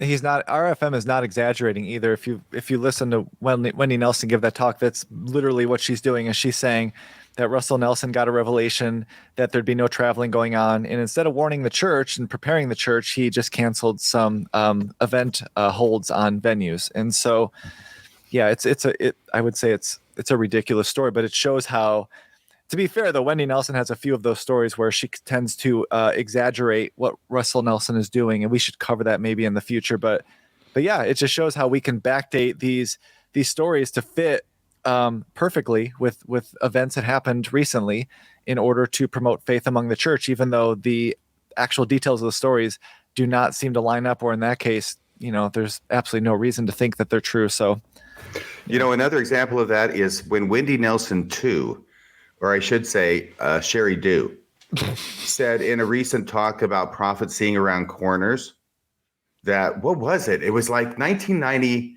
Was it 1998? When was the big problem that we had with it was 2008, right? That was the economy and went down the crapper. So in 2008, 10 years, see, that's what she said. 10 years before that, she was listening in conference and heard the prophet at the time, President Hinckley, talk about putting our houses in order and getting out of debt. So she did that. She paid off her mortgage. She has no dependents because no kids, right? And no spouse. So she doesn't have the kind of responsibilities, financial responsibilities that those incur. But 10 years later, when everything went down, she was driving home thinking how bad things were. But then she realized, oh my gosh, things are pretty good for me because I don't owe any debt because I followed that prophet's voice, which was actually in the priesthood session that she couldn't even listen to, at least not lawfully at the time. She could probably read it when it came out in the Ensign. But yes, this is what she does. And so that's prophecy. That's a prophet in the land. We are so starved in the LDS church for legitimate prophecy that we will grab these scraps that fall from the table and we'll look at them and pretend that there's something amazing, that they're a 5-course meal and Something present them other that than way. Good financial advice. That's all it was. Yes, which has never been repeated, which has never been said in conference other than in 2008 by President Hinckley. I remember all growing up, counsel to stay out of debt from the 80s on. That's been and it's just, who doesn't say that? Like Dr. Phil, Oprah, like Dave Ramsey. And these are American references, Nemo. I apologize for that. But That's right. I think the last series of about, 8 U.S. presidents haven't said that. Yeah, that's definitely true. Yeah. I always got to make it political. All right. So you've got the next slide, Mike, which says that even Nelson admits that he had no idea that COVID was coming. And so at the April 2020 General Conference, Russell Nelson said, "Little did I know when I promised you at the October 2019 General Conference that this April conference would be memorable and unforgettable, that speaking to a visible congregation of fewer than 10 people would make this conference so memorable and unforgettable for me." And so it's just to be clear, this is not a backdated prophecy in that it wasn't recorded as such. But one of the points that RFM made in his podcast, which I thought was really interesting, was if we did not have contemporary records of what Russell Nelson said in 2019 and 2020, if you went 10 years from now, everybody in the church would be writing about how Russell Nelson correctly predicted COVID because we wouldn't be able to look at video and see what he was saying. And so this is kind of how us as believing members, the believing members were able to reshape what he said into fulfilling or to creating a prophecy that came true through COVID. Whereas when you look at the data, obviously it doesn't support that. But it does show when you look back into the early church where there aren't as many records, or even into the Bible, you could see how these stories can be created kind of out of either nothing or out of very vague words that then all of a sudden are solidified as these grand prophecies or revelations. And we're, like I said earlier in the episode, when we get to the episode on the transfiguration of Brigham Young, it's going to mirror this a lot. And I think that episode is going to be one of the most important to me that we do, because I think it is so important to understanding this whole concept of how these miracles and how these revelations and prophecies, how they can solidify in a community when you can trace back the lineage of those prophecies and you can see that there's really nothing there, and yet they're accepted as absolute truth today by the church. So I think that's a really important way to kind of dissect some of these stories. When I said that originally, that was back in spring of 2020 when I was doing that series for 9 weeks of issuing a podcast every business day for 9 weeks. That was early on in the COVID pandemic. So it was April, maybe May at the latest of 2020. I am struck by the fact that I was wrong in that prediction that I gave, that you just quoted, because actually it hasn't been 10 years later. It's only 3 years later. It's now 2023. That record still exists, right? And yet we do have people claiming that it was prophecy of President Nelson that the COVID pandemic would hit. So I underestimated the facility of Latter-day Saints to create prophecy and insist on prophecy, even in contradiction to the record that still exists. And it only took them a couple of years and not a decade. But they should all know, because you guys know the Church News has a podcast, right? The Church News, that outlet, has its own podcast. And Quinton L. Cook went on that podcast, and I'm just going to play this to you here right now, okay? We didn't have revelation there was going to be a pandemic. We didn't have revelation there was going to be a pandemic. You heard him say it. Yes. So, like, the nail is in the coffin. Any member of the church that listens to the church's outlet knows Quinton L. Cook has said it. Russell M. Nelson alluded to it. Quinton L. Cook has said it. They did not know this was coming. And I'll just to end kind of this point, and then we'll get to the summary. It's such a powerful and effective claim. It's basically part of the core value proposition of Mormonism. It's like, we'll help you be with your family forever, and our leaders talk to God. Like, our leaders are prophets, seers, and revelators. Holy moly! If our leaders are able to translate languages that scholars can't translate, if they're able to see the future and prophesy what's going to happen about the future, that's awesome. I want that. I want to follow people that can do that, because that's magical. But it begs the question, and RFM, I think you were alluding to this, if there's one thing we can say about Mormon prophets, seers, and revelators between Joseph Smith and today, is they don't prophesy, they don't see, and they don't reveal. Because where is the new scripture? Where are the prophecies? And it would have been really handy if Russell M. Nelson had foreseen the COVID pandemic, and if he could have told everybody, told the United States to prepare the vaccines, or gotten all the masks and the respirators where they needed to be. And maybe he could have helped prevent hundreds of thousands, if not 1 million deaths, by actually producing a prophecy. But they don't prophesy, they don't see, they don't reveal. And that's one of, in my view, their biggest weaknesses. And it's a big problem, because they claim to do it and then they don't do it. But then we create backdated prophecies that say they did do it. Right? Yeah. All right. To make matters only worse, they hadn't mentioned anything about food storage in at least a decade. Yeah. That's When it another would have one. actually been useful. Yeah. Yeah. Yep. And that was another one where all of a sudden I think Bednar, came out and gave a speech. Is like, we've been telling you about food storage. And like, I think RFM might have been the one who did it. Someone did it, and they looked back and it was like I think it was over a decade since they'd mentioned it in general conference in any meaningful way. And all of a sudden, the one time it might have been helpful, and there's no warning leading up to it. So That was General Conference October of 2020. So the year of the pandemic. They didn't mention it in April General Conference, but Elder Bednar rushed into the breach in October to talk about food storage and how he does it and his wife does it, and they do it together, and they're just following what all the prophets have always said, and basically looking down his nose at everybody else who was sitting there without food storage because it hadn't been mentioned for over a decade. Yep. Yeah, we've got some expired stuff in the basement, so Yes. Yeah. Hey, gentlemen, I've got to run here. I know you're getting toward the end of the show. Thank you so much for joining us, RFM. We love you. Thank you very, very much for taking all the time. And you guys are so welcome. I appreciate being invited. I'll take no more of the time as I make my exit off stage left. But thank you again. Have a wonderful day, and God bless you all. Thank you so much. And thanks for doing the podcast that this is based on. That was actually, you made me do 2 extra overviews because of that one podcast. So thank you for that. Thank you. I'm honored. Talk to you later, guys. All right. Take care. Bye, RFM. Bye-bye. Okay. And I'll just say to kind of close out this point, we should do an episode also on failed prophecies, just plain and simple failed prophecies.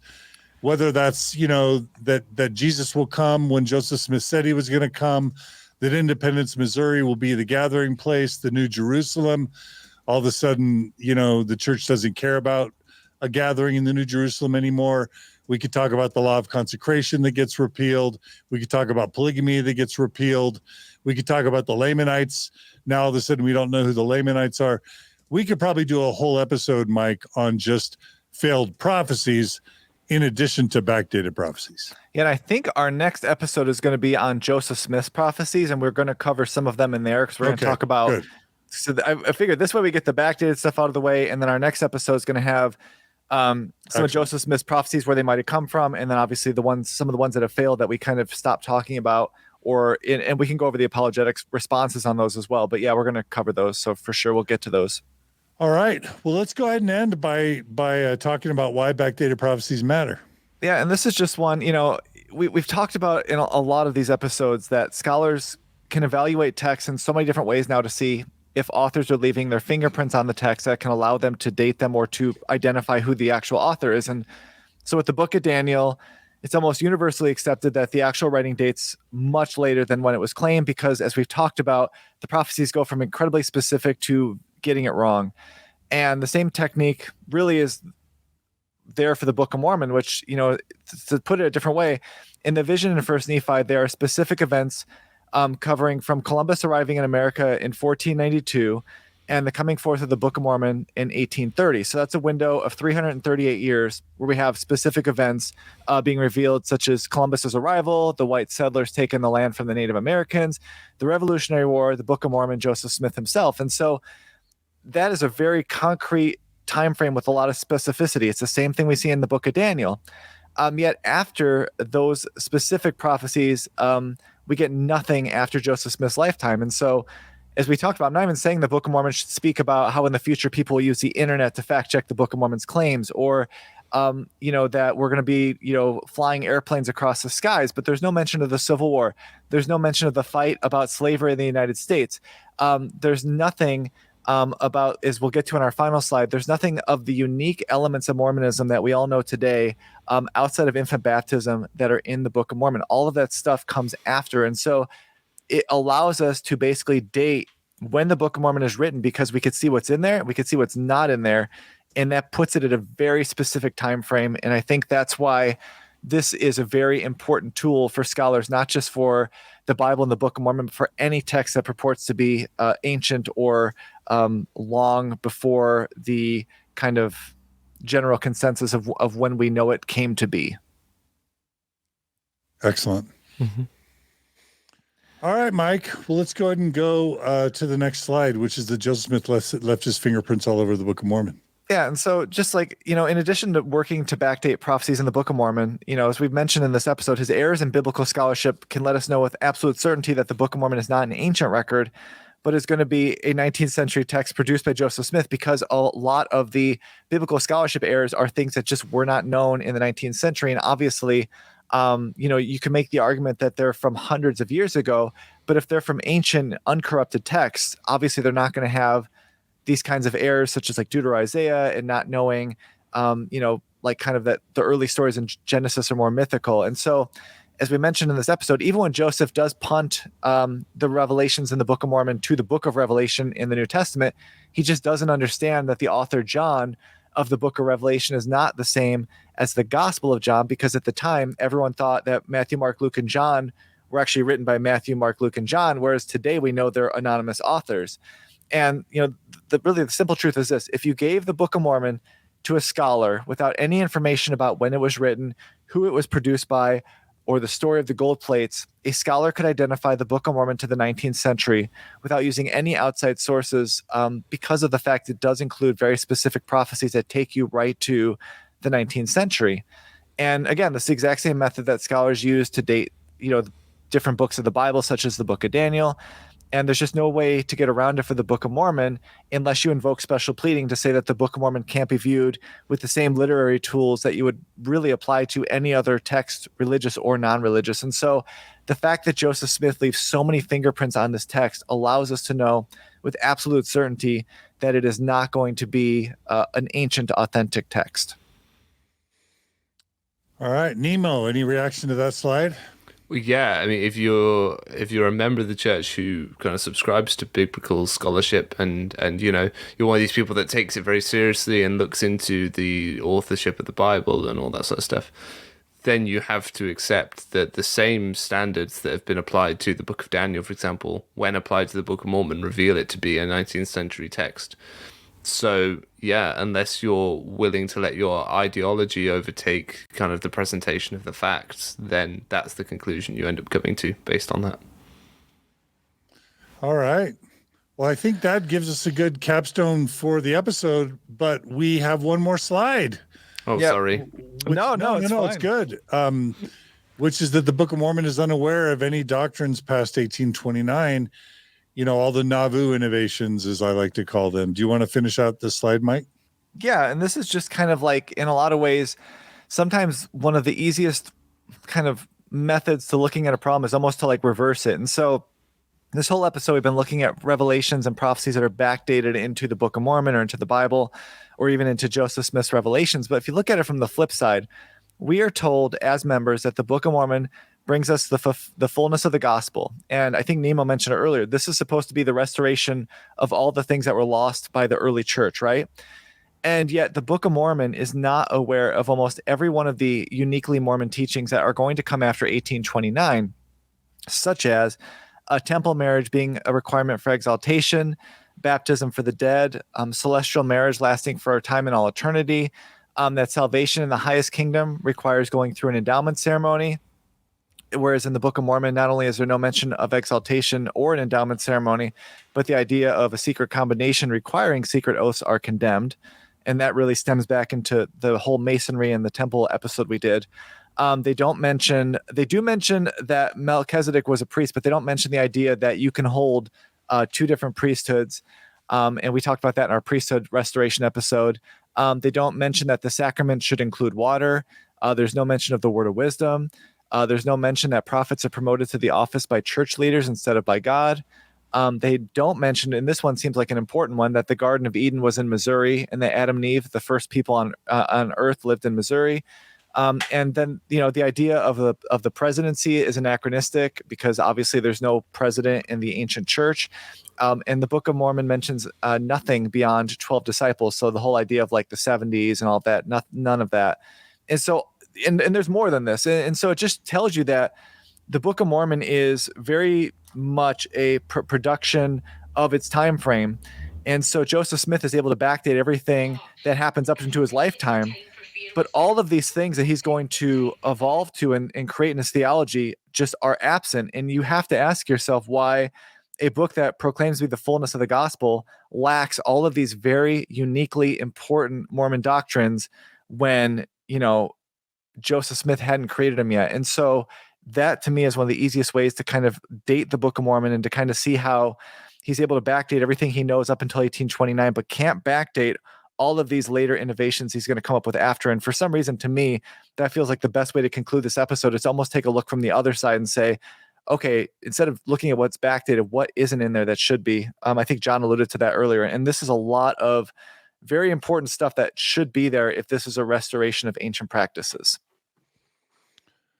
Brilliant. That almost seems like it could be its own episode, Mike, is what isn't in the Book of Mormon that should be, how the Book of Mormon is not the fullness of the gospel. That's a really important tell. It basically reflects Joseph Smith's theology and doctrinal positions at the time he produced the book. Yeah. I mean, and that's just it. Like we've touched on this in a lot of episodes, but it just shows that this is supposed to be the fullness of the gospel. And yet everything that, at least to me, that I consider to be like very uniquely Mormon is just not in the Book of Mormon, which is why the Book of Mormon as a convert read in such a comfortable way to me, because there just wasn't any of this kind of, I don't know if you want to say like unique, strange, however you want to phrase it, stuff in here. There's no endowment ceremony. There's no endowment text. There's no, all of this stuff that to me as a member was kind of troubling.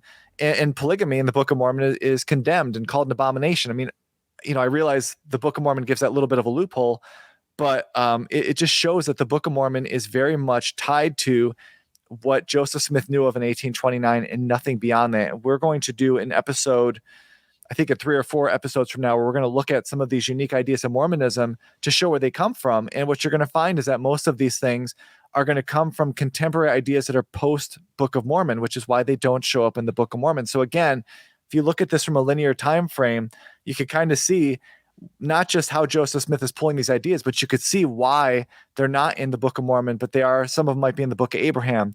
Why some of them are in Revelations. That what I mean? It makes a lot of sense from a time frame perspective, but it also again reveals the fact that the Book of Mormon is completely limited to the knowledge of the world in 1829.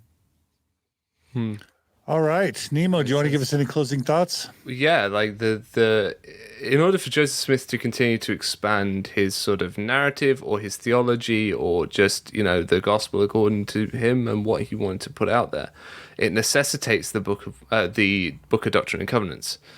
It necessitated things being written down as though they were still gospel, like they were in the Book of Mormon, because he had the Book of Mormon to shoehorn this theology in. Like he had the Book of Mormon to present these things up until 1830, as Mike has said. But then, in order for him to add additional things, he has to come up with another mechanic. So that's why this open canon of scripture idea starts to come about. He can start to write these things down. And it's also why we then see a massive stop in what is in the Doctrine and Covenants once Joseph dies. There's very little added to it after that, because essentially it was Joseph that wanted to add all these things and wanted them all to be codified in the same way that were codified in the Book of Mormon. He just couldn't rewrite the Book of Mormon again to add them the second time round. Yep. Hope that makes sense. All right. No, it does. Well, Mike, this is a super important episode, and I'm really glad we took the time to cover it. This was on the longer side of our episodes, and part of that's because we had both Nemo and RFM here, but they're also brilliant. How do we exclude either Nemo or RFM when we have the chance to include them?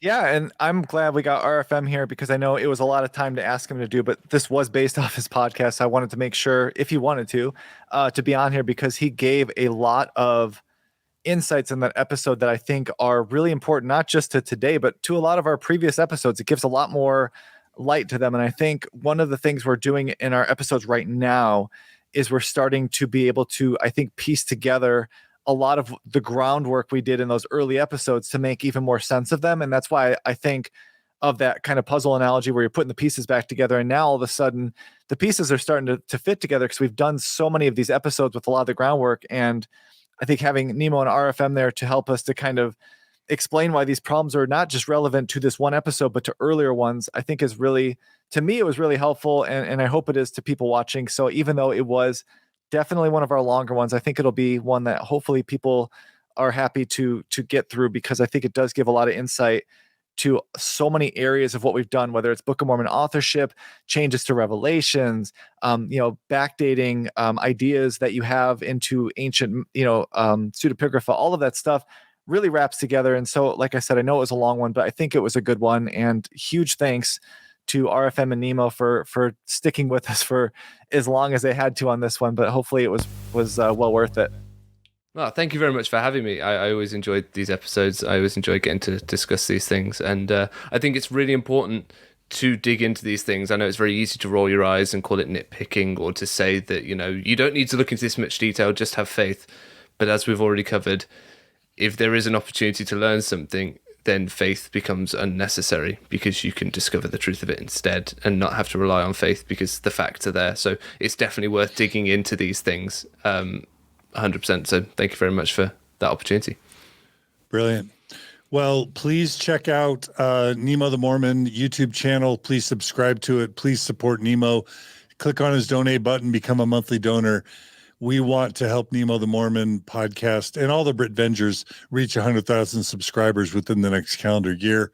But mostly Nemo just decided to be doing his YouTube work full time. And so let's all support Nemo. Yeah. Yes, please. That'd be great. Yeah, Definitely. And while you're at it, please subscribe to the Mormon Stories Podcast YouTube channel. If you haven't, you can also subscribe to us on Facebook. It helps the algorithms. It helps spread the word, and it helps us grow.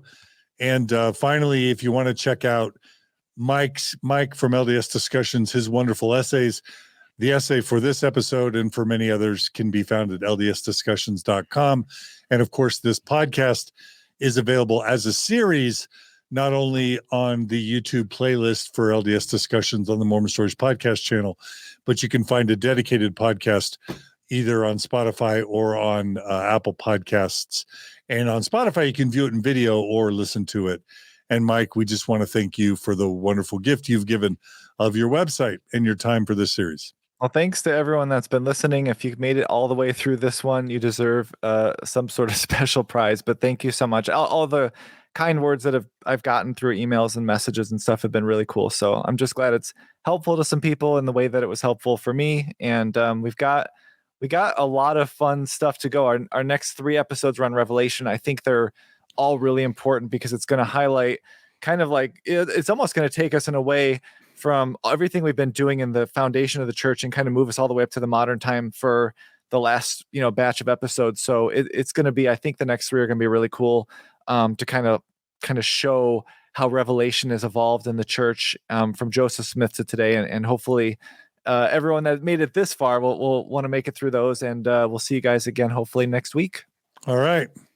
Thanks, Mike. Thanks, Nemo. Thank Thanks, you. RFM. Also support Mormonism Live and Radio Free Mormon podcasts. And again, we thank Maven for helping us out today with the time code and show notes. You guys all be good to each other, be kind to each other. Informed consent, truth is kind of what we're going for. And we'll see you all again soon on another episode of Mormon Stories Podcast. Take care.